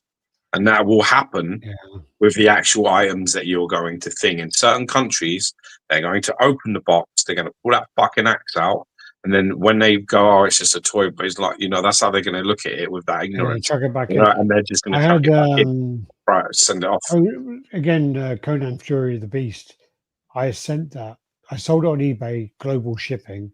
So in UK, when we sell something abroad, we send it to a warehouse and then they forward it on and eBay take extra money. And I sold Conan Fury of the Beast. No, I didn't hear anything. And all of a sudden it turns up on my doorstep, a box, the shipper, open the shipper, and they've sliced the art box to pieces, literally slashed it to pieces, open it up, and the comic I put in the top, screwed up in a ball, and then literally the actual statue, they've taken off all the wrapping and put it in, and all of them are broken. And it was horrible. It was absolutely like horrendous to see. It was just like painful. But customs just don't give a fuck. Remember Gary, when Gary Speed was like we used to review a lot of his pieces, and he paid for an sideshow alien piece, and I don't know if he got it shipped to George's house or he brought it to George's house. I can't remember, but it'd come from Peru or something. Yeah, it come from Peru. And they just drilled the base, literally just drilled holes right in the middle of it. Yeah, just to see if it obviously wasn't like cocaine or anything. That's crazy. Yeah. What's that Dracula in the background as well? Oh, that's Block 4. They're a service company. They do a lot of stuff.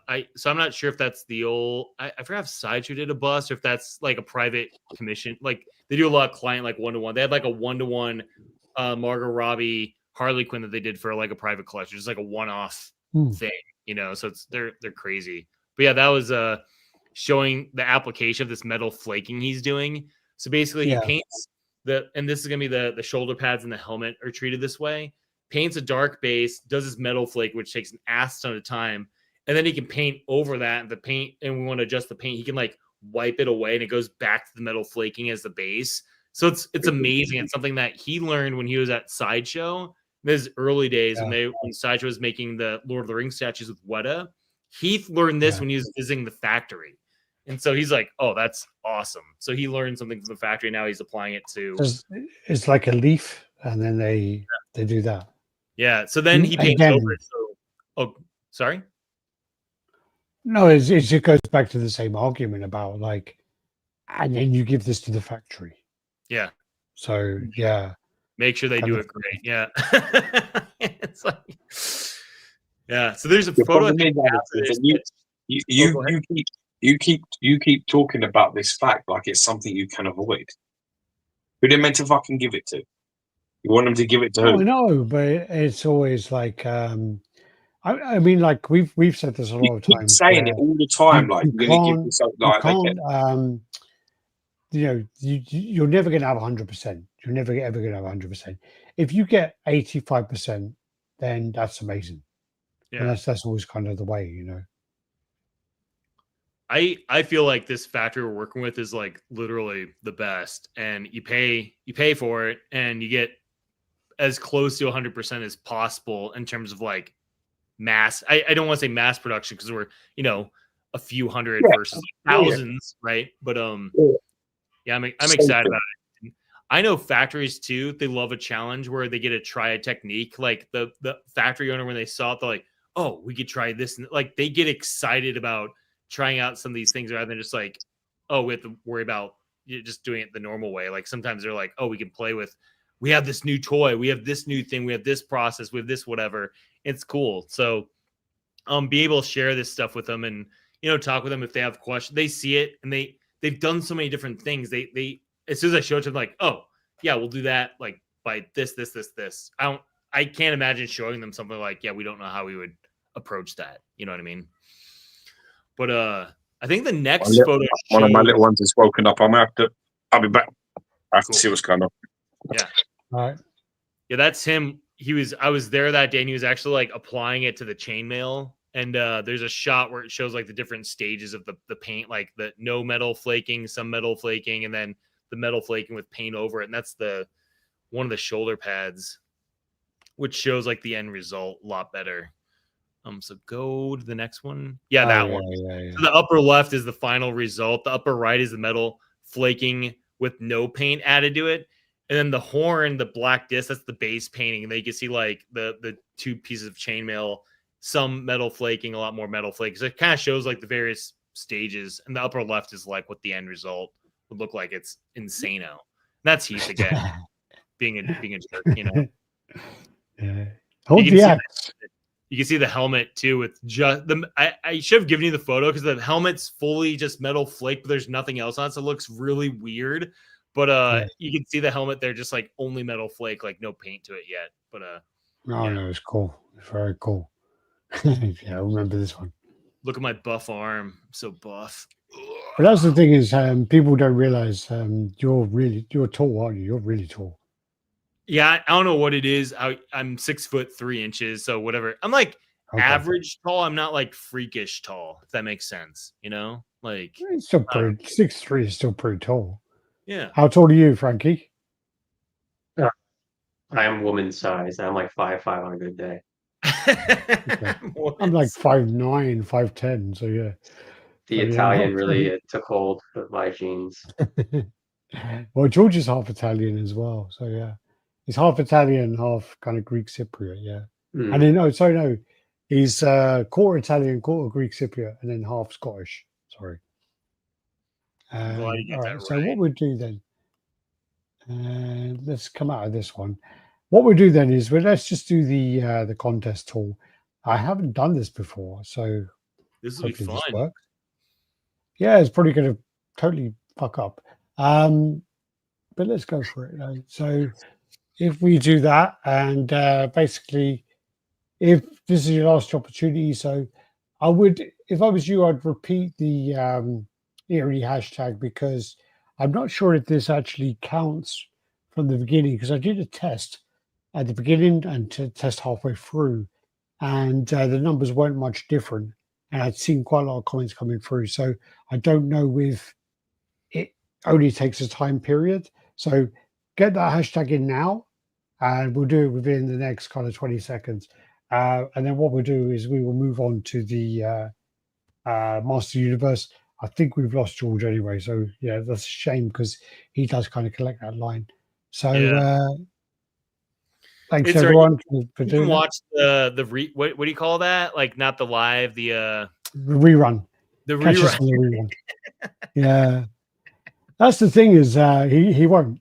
Because whenever I do any review or any video without him, even when I did like the XM interview, I said to him, "Oh, did you watch it?" He's like, "Did I fuck?" I was like, "Okay." But all right, let's do this. So, all right, that's it. We're gonna go, yeah. Let's do it. No whammies, no whammies, no whammies, no whammies, no whammies. Oh my god. And it gives my name as well, which hopefully I don't come up. That's a respin. That's all that is. There you go. Nice guy. Nice guy. Guy. There you go. That's Kevin He. So Kevin He, congratulations. Over in Texas, I believe. Awesome. Huge congratulations, Kevin. So you've won yourself the Dulux 1/10 Egyptian Queen. Big congratulations, my man. So let's. Woo! All right. Yeah. So if we then move on to the next folder, and what we got then is, so we got the Master Universe pieces. So we do have the Sorceress. This is kind of a regular piece there. I just gave the galleries in case you guys wanted to talk about them. I mean, it's not like it's news. It's like, oh, here's a Sorceress that we had. Like, Sorceress and Man Arms are the last two that we put up for pre-order. So I tell you what I'm going to do is I'm going to open my other folder, which you told me wasn't the right folder, and I'm going to open that one because that one. Or did I delete that? Oh man, if you delete that one, that has all the good stuff in it. It wasn't the wrong one. I'm saying, like, there's the folder and it has slides, and then like slide 1, slide 2, then slide 3 would be a folder, and then we dive into that. So in the future, I'm just gonna give them all in one big folder, not broken up. Yeah, do it like that. Cool. So we got the Sorceress. Obviously, this was already up for pre-order, and it's something that the fun thing about that one was that was our first like fast sellout in a while. Because I mean, you guys know, like, the industry is like a little oversaturated. People are hanging on their money. Yeah. So the staff exclusive sold out like the first day. And it's like, whoa, we haven't had a day one sellout in a year or two. So it's like felt good. People wanted it. I forgot how many we made, if it was 75 or 100, but to me, it's not like the most important thing. She never really used it in the cartoon. The toy came with the staff, but to me, it's like I actually prefer without the staff because it's balanced with the staff. Like, you know, adds a little like visual weight to one side. But yeah, she was a hard one to get right because there's so many looks to Sorceress. But Tiago, I remember where people were complaining, and they were complaining about the attachment of the wings. Oh yeah. Because they wanted it to be attached like in the cartoon or whatever. It's like, and in the toy, it's like it's fabric, but to me, it's like she's a god in a way. So it's like, just make them like silhouette wise attach to the arms, make them like these separate things. So it looks like she actually has the ability to fly. So a little controversial, but I think visually it works. You know, I don't think it would have been any better if it was like an actual fabric thing, like connected to the arm. This also gives us a little bit of flexibility with production. We don't have to worry about the attachment. So yeah. Then the variant I love. That was one where I'm not usually a big fan of variants, but I always try with the He-Man stuff to make sure it's like a really meaningful and visually striking one. So doing like the white costume variant, we gave it these gold accents, so it wasn't just like white everywhere. So we changed the silver accents. I think the important thing for me as a collector, because there was something done very recently which utterly pissed me off, but I think the thing to do is, like, when there is a variant, is to kind of announce day one it's going to happen. You don't need to like put it up for pre-order day one, but you just say, hey, look, we have this one as well. And you know, I don't know if you saw, but like Prime One just did like a new Guyver. And I think when you do a variant, that, you know, you should take something away from it to make it so that you are kind of rewarding your loyal customers, and you're rewarding the people who pre-order day one. So the people who pre-order day one, they get this complete piece. Yeah. When there's a variant, it's like you get the variant, but it doesn't have the additional arm. It doesn't have the super head. Yeah. Prime One just went out and gone, we're doing this repaint of the Guyver bust. So the Guyver statue. It's going to have the bust. It's going to have the switch out arms. It's going to have everything. But also, we're going to add an additional arm. And it was just like, oh, that's it was like, the opposite. Yeah. That's the kind of behavior that is going to destroy the hobby. Because you are now taking away from anyone who's loyal to you. Yep. Anyone who's loyal to you day one, there's no reason to be. Yeah. And I think releasing these things day one, showing that this is what the exclusive is, this is what the additional pieces are. Yeah. That's the way to go for me. 100%. And that you and I talked about this, I think last time I was on the chat with you, and Tweeterhead's not my business. I try to, I work with Chad, and for a while it was like, well, let's make sure the first piece sells. If it sells well, then we can make a variant. And I'm like, I understand that from a business perspective of like, if you just announce it and nothing sells, like, cool, now we did these two things. So, but I did early on, I learned that, and it was like a freak accident, like the Hordak variant came with the exclusive part from the gray one. And I'm like, oh, fuck. I acknowledged like that was a mistake. It wasn't like purposely done with malice. It was like, oh, it's blue Hordak. He has to have the robot head, because like that, I should have made it a slightly different robot head or something. And then the cannon arm, that was like a free bonus of the original one we included with the variant as well. And Gio and I had a really good talk about it. I'm like, no, I totally yeah. No, he was actually totally fair, and he wasn't like pissed. He was like, hey, I just think, I'm like, no, it's a great point.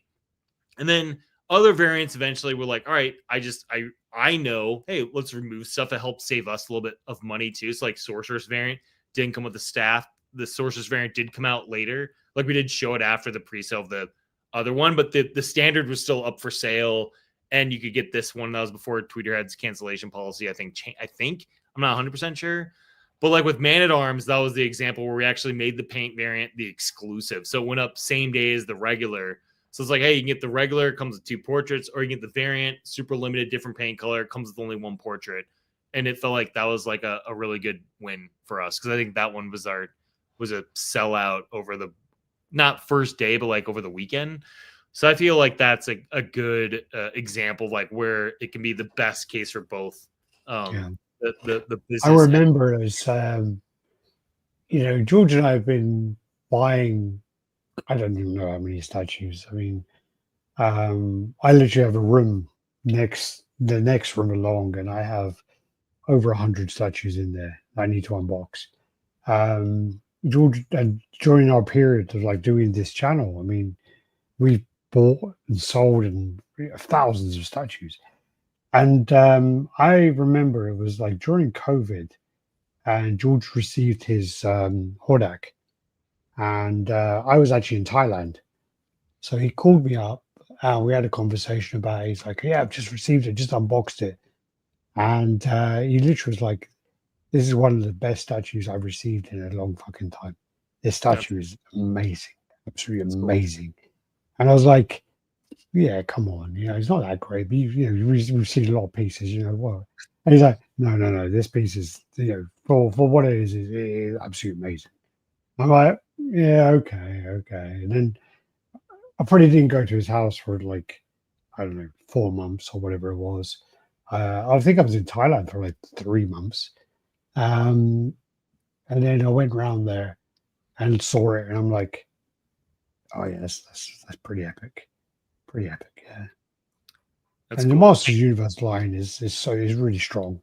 Really strong line. I think Todd, real quick, said he's in the waiting room again. I don't know, maybe. Oh, sorry. I did give you an image too, Alex. I don't know if you have it, but it was kind of like an image where I photoshopped like most of the collection together to kind of show people like. Yeah, that is there. Calm down. It's Todd's camera. You're talking about it, and I'm like, we do have an image that shows that Man-at-Arms is a blast, dude. That was our most recent one. I'm really happy with how that guy came out. We rarely do good guys. Like like the bad guys just look cooler. I think even Frankie and I were connecting a bit, like at PowerCon when we first met, about like, oh, Skeletor, like you don't even have to be a He-Man fan because it's like just cool, you like dark fantasy skull guy, you know. And so Man-Arm is always like hard for me because like, oh, it's a white guy in like armor, you know. There it's is like, there's a lot of Masters of the Universe artwork. When you look back over some of the old art, you can see that there is like Frazetta kind of influence to it. You can easily see that. Did he ever do any art for that? Do you know? Frazetta, I don't think did any He-Man stuff, but like one of the most famous like He-Man painters, Earl Norem, definitely influenced by Frazetta. He's one of my painters. Yeah. Yeah, he never anything with He-Man. I think by the time He-Man was around, my grandfather had pretty much like really slowed down on commissions. Early 70s, he pretty much slowed down heavily.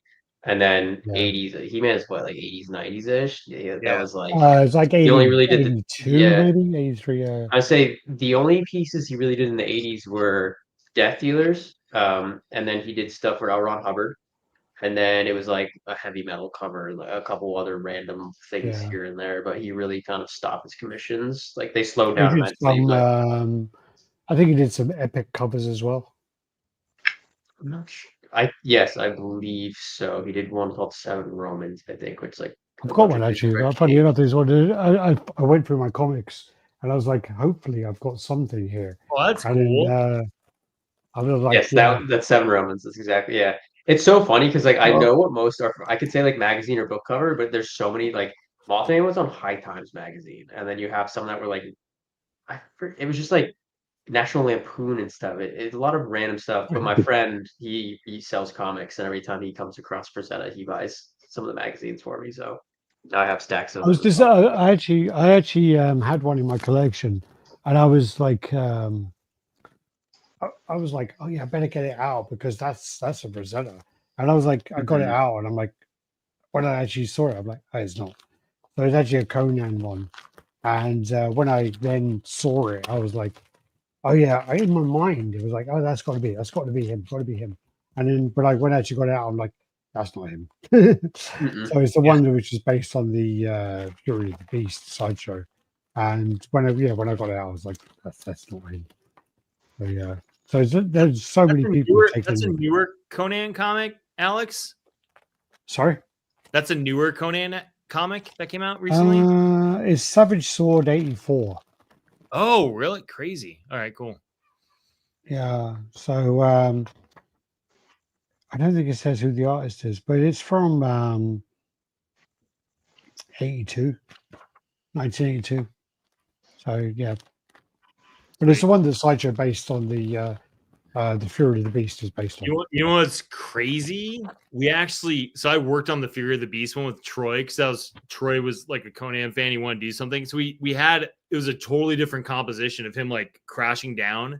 And so Troy, I forgot how it evolved, but we never I don't think we specifically looked at like, let's make a statue of that. I think the way the composition evolved, it ended up kind of accidentally being like it. It was just like a weird, freakish coincidence. Because I was like, yeah, I don't remember looking at that art. And we worked on that together, and it was a totally different composition. My boss, Tom, came in and was like, oh, we got to make him standing up and have him doing this. So maybe Tom was thinking about that piece, but it wasn't like reference, it's crazy. It's crazy. Yeah, I mean, that I think Fury of the Beast is, for me, I regret. I had a really weird. I'm not going to go into the whole story. It was a really long-winded story about when I sold it and whatever else. But it got smashed to pieces in shipping and whatever else. But in the end, I ended up making about £5,000 from selling it because eBay refunded me, and then it was weird. They refunded me in dollars, and then I complained and said, you refunded me my sum in dollars. Why? And then they're like, oh, sorry. And then they refunded me the pounds. And additionally. And it was like a really long-winded. They kept taking money back and whatever. But yeah, I really regret selling that piece because for me, I think that's one of Sideshow's great pieces. is up there. It's really fantastic. That Really was fantastic. purely me working with Troy because Troy wanted to work with Sideshow. Want to do a Conan piece. We started it as a spec Troy's piece. To kinda, great. yeah. He's a good buddy. He's one of the nicest dudes. He's nicer than nice guy. Now I need to meet nice guy now. Kevin, you said I need to meet him. Kevin. He is a fantastic guy. He helped Geo get a couple of bone pieces he was looking for. So Geo was looking for Certa, which is probably one of the rarer Bowen busts, most expensive Bowen busts, other than Eternity or the bronze pieces. But and he helped Geo get one. So yeah, no, super nice guy. Super nice guy. It goes by his name. So, yeah, and yeah. So did Sideshow do any Frazetta pieces? No, I don't believe so. They distributed a bunch. The only ones to really have done Frazetta since we took over, or as far as taking over the museum, was Quarantine, who we still work with, ARH and Level 52, and that I can remember. And Level 52 and ARH are, well, ARH is back now, yes, but they kind of fell apart a little bit. So yeah, Sideshow just yeah. Level 52. Yeah, I don't even want to talk about that one. Yeah, that was point for us. No comment. And ARH is a whole other story, but yeah. Yeah, it's the same kind of deal. Quarantine pops up a lot on my LinkedIn, but yeah, they seem. I know. I was considering working with Sideshow, and then I met David, and turns out he knows the guys. Like he was like, "Oh yeah, I work with them too." I'm like, okay, I might as well just work with him instead of anybody else. So that was it. Like my next, if Dave was not able to, Sideshow would have been who I solicited next. Not gonna. Yeah. So basically, Dave fucked over Sideshow to get the license. Oh, okay. I have crushes. I stay. I'm very loyal to those I'm sweet on. So I waited. Don't worry, Sideshow hate us for some reason. But anyway, but yeah, this is the Man of Arms, and I mean, in all fairness, I mean, why are you never going to display the tash, man? Come on. The what? Why the moustache? Yeah. The tash. Why are you never going to display the tash? Oh, like you're saying, why would you display him without the mustache? Yeah, man. Why? Is that the original toy, the original design, the original mini comic? The mustache came like because of the cartoon, and it's now definitely the more known one. So we did that as the for hardcore classic fans, and the helmet's more like the giant bowl shape, kind of a thing. So yeah, I think mustache looks cooler, and we also didn't just remove the mustache. We actually resculpted the face. It's like a different portrait a bit. I think the eyes are mostly the same, but yeah, the face want to give it something unique, Oh, it does change it, but again, I mean, with myself, iconically, that's the face I'm going to go for, and yeah, that's what we gave you that one. You want a full beard one, I know. We gave him a little. No. I want the Burt Reynolds, man. That's what I want. I know, it's great. Thanks, man. I think that's always the problem as well, is like with things like He-Man, Master of the Universe, the villains are always like the ones that look so cool, like they have all the stuff going on, and the heroes, the heroes are like, okay, so it's always the villains that are the ones that have that look to them, and George only collects villains, so yeah. I don't even think he hasn't got the He-Man, has he? No, he hasn't. I don't know. So Sideshow did He-Man. Tweeterhead's gonna eventually do a He-Man, but yeah, we just didn't want to do them right away because like there's so many characters we haven't done. It's continuation of that same line, so we we waited a while till we did Skeletor. I think Skeletor was our first revisit, and then we announced like we're working. I mean, not formally announced, but we've talked about doing. Oh, my wife just got home, so this might be. But yeah, do a He-Man eventually. Yeah, the villains always look cooler, so it's like always one of those. It's a tricky thing. And I mean, obviously, I've seen some other pieces. Are there any kind of exclusives that you can talk about for either Tweetheads or ReVenture? Exclusive. So with He-Man stuff, now Chad's kind of going back to like just like having Sidetrack and like sell everything direct. So I don't know if there's any plans for like a Tweeterhead exclusive. Like I still plan swap outs and variants and stuff. I'm not sure if like this variant for Man at Arms. I'm not sure if the intention is like if we'll do another one like that where it's like, oh, this is gonna be a Tweeterhead exclusive version or whatever. So that's a Chad question I don't totally know the answer to because it seems to change, a little bit. What's the story with the gray suit? Oh, that one. So it's new, and this is a risky one. So I was thinking about doing a variant for him. People like, oh, you gotta do just like toy plastic, bright orange, no weathering, and all these other things. And one person wanted me to do like a blue armor because it's like a nod to the original live action movie. And I was like, nah.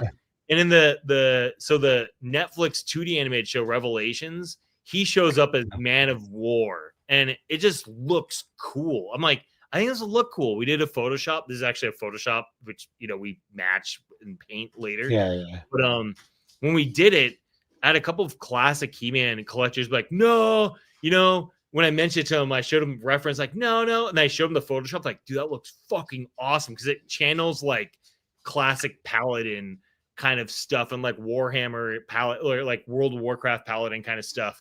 So that was one that I think sold out in 2 days, and it was a kind of a riskier one because it was like a modern version from the Netflix show. I really liked it, but a lot of people were like 50-50 on the Netflix animated show, and that version's like so brand new. I was worried like people who would buy this wouldn't be as into it, but dude, they showed up. It was awesome. So it felt cool, like a modern version that just sometimes things can just look cool. It doesn't have to have like as much. I don't think people bought it because they're like, oh, I love the Netflix show. I think they bought it because it looks cool, And do you think as well, like when you have something like this that's an edition size of 50, you're always going to get like these people jumping in like with that fear of missing out? Yeah, I mean I couldn't tell you the numbers and how many people bought it because they thought it looked cool and how many people bought it because of that, like, oh, hey, this might be worth something down the road or the FOMO or whatever.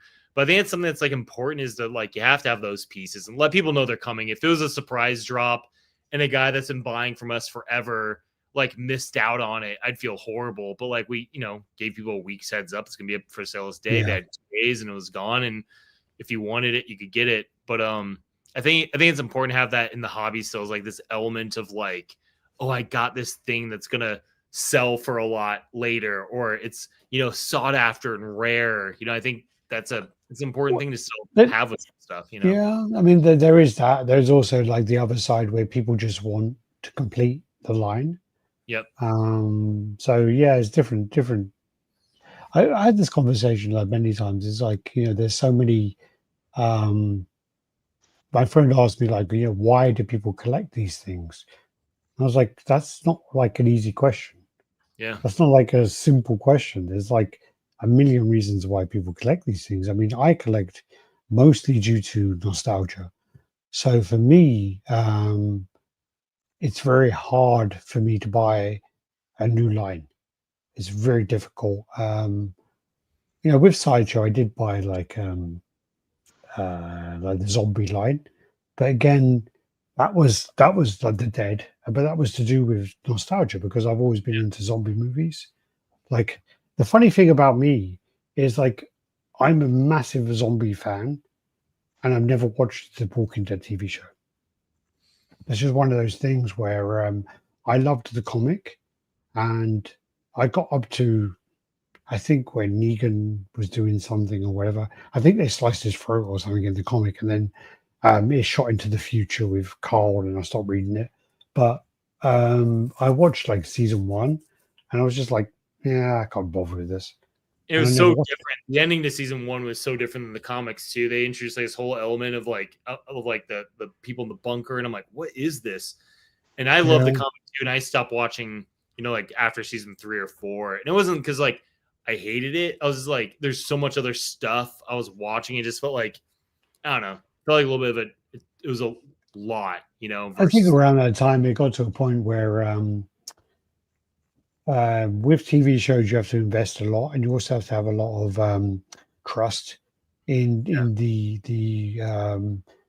the people putting it out, because I can't watch shows anymore because I know that Apple, Amazon, Netflix, they're going to cancel things so soon that I can't. That would bother me so much if I invested in a show and I watched 3 seasons and they cancel it. So for me now, I just wait. I wait until something's complete.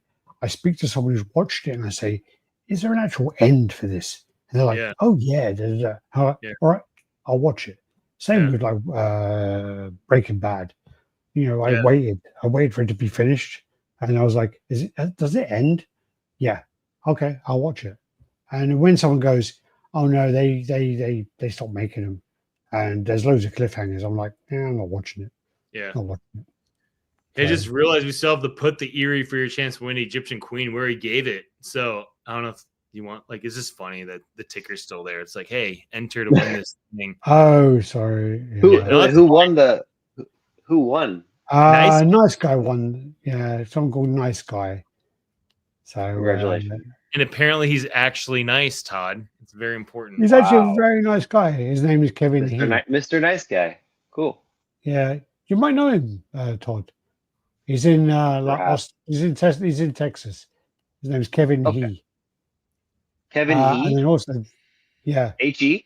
Oh, for sure. Yeah. I know who that is. Yeah. Of course you do. That's why I said it. Kevin He. You just outed him, though. You just doxed him, so. Yeah. Well, no, I like how Alex shows his brand new world reveal while he's like, let's keep talking about this guy. Oh, here's okay, cool. Next. I'm like, we're talking about Kevin He while we showed the fucking Stairglow, Stairglow, man. Shit. Yeah. Wow. Kevin He's more important than the reveal, so yeah, let's talk about Stairglow. Yeah, we've shown the concept art for the last year and 2 years, I think. Just it's because it takes time to do these things right. We didn't start the sculpt. We submitted the design and then we're working on other stuff and we started the sculpt later. But the sculptor is amazing. His name's Sadan Veg. He worked on for people who know my own personal stuff, I have this line called Kaiju Doom. He sculpted my hero demon. So he's really good with monster creature design stuff, anatomy, bones, flat. He's crazy good. So the Kucharik brothers actually worked on the original Scareglow when we were going to make it a bust. And then when we decided not to make it a bust, we want to make it a full statue.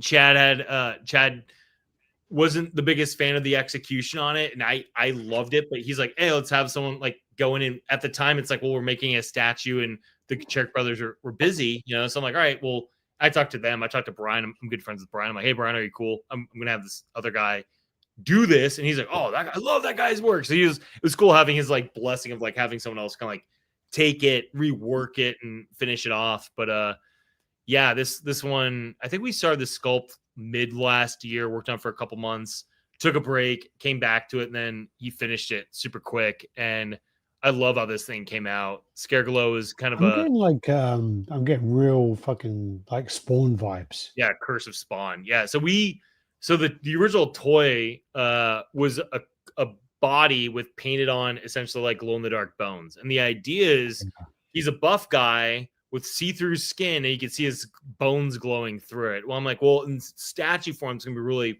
hard to make that work or look right. Yeah. So for Legends, I came up with the idea of he was cursed and the bones were extruding out of his body, and we just made him look cool. It doesn't it's not anatomically correct. It looks. I was going for anatomically correct-ish, but looks fucking cool. It was the important thing. So, Curse of Spawn was one of the references for this while putting on it. So.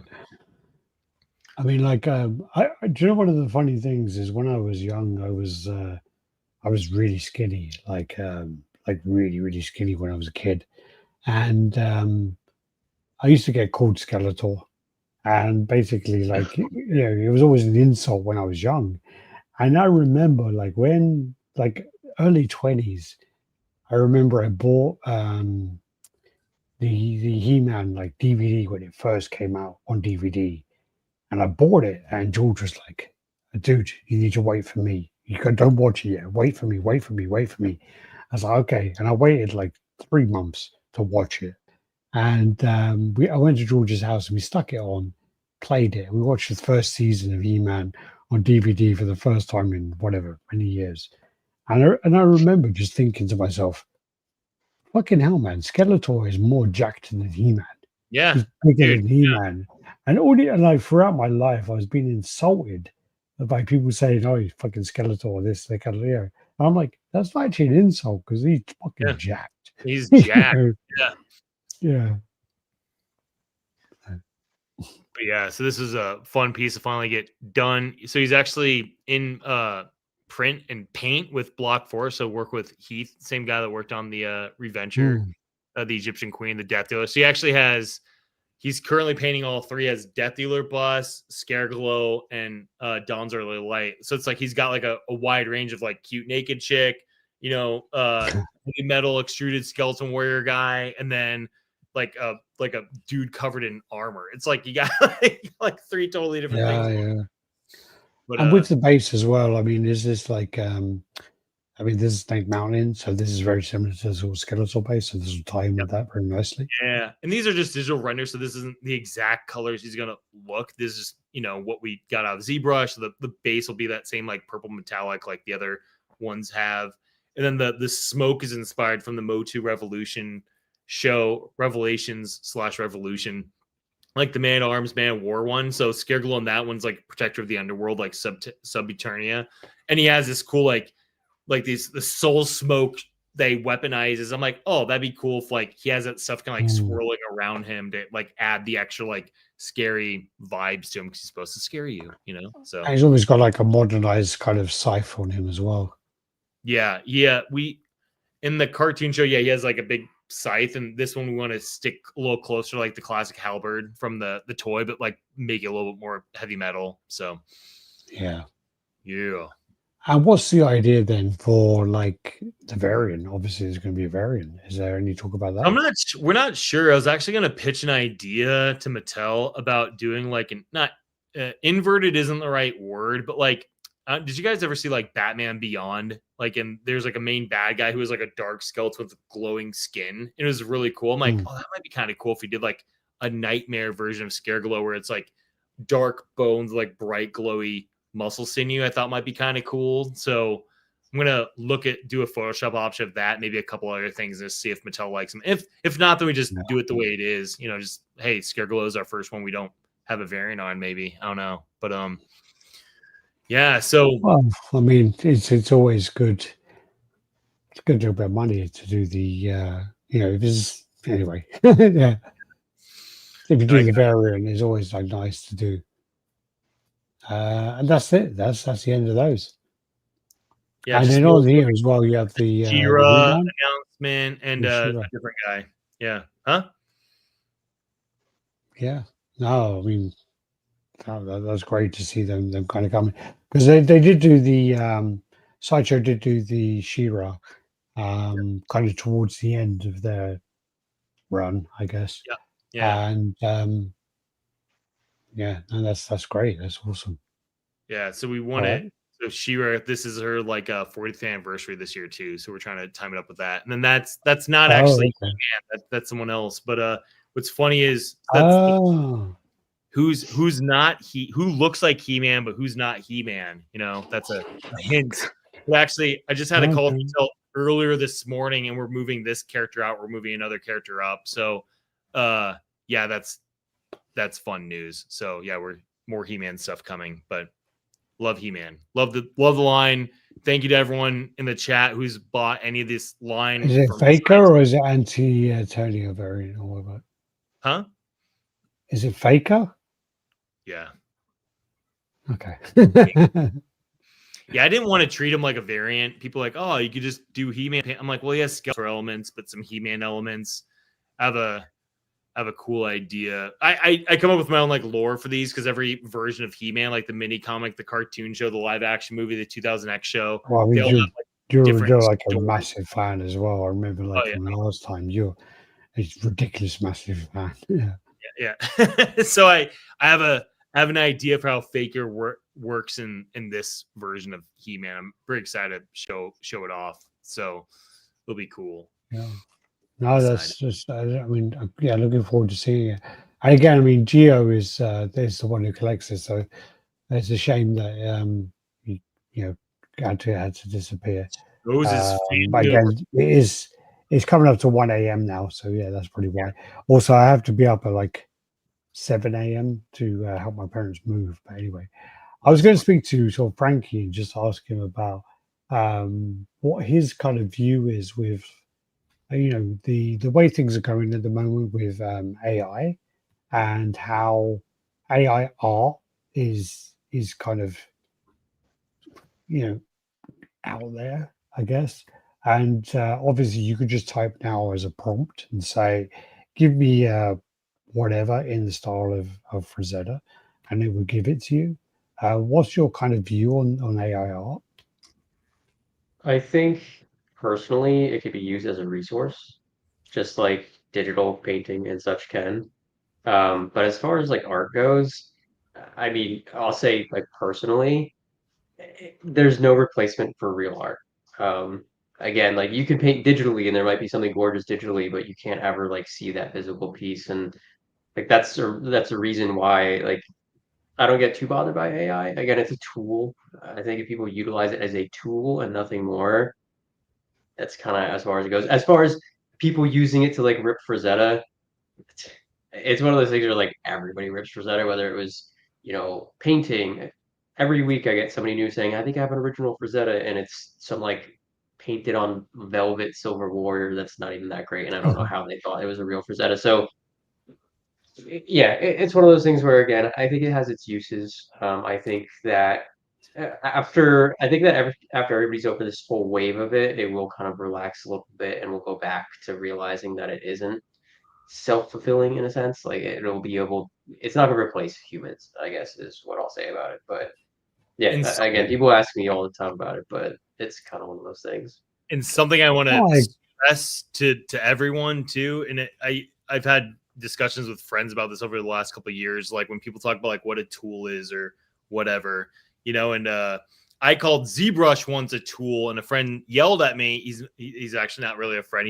We had a falling out, but he's like, it's not a tool, it's a medium. I'm like, okay, fine.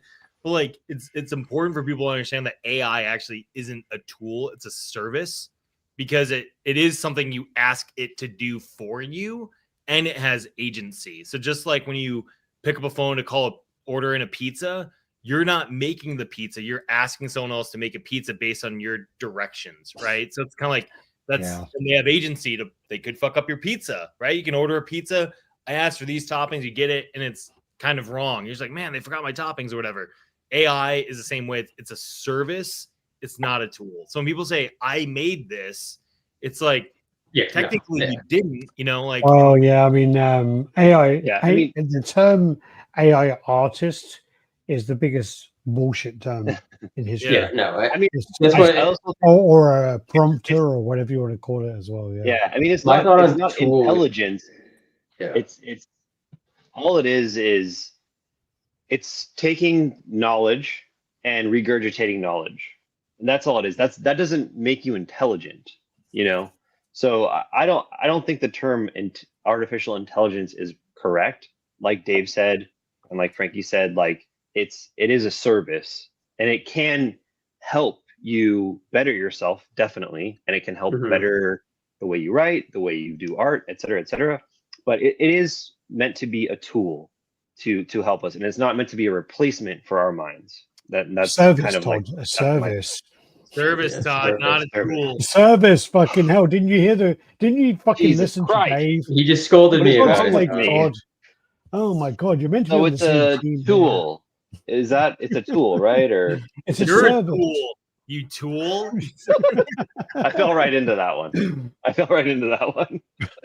But yeah, I mean, it can be, obviously it can be helpful. It can be helpful. But I use AI like constantly. I mean, I use it very often, and I think it's always that thing about it should never be the final product at the moment, anyway.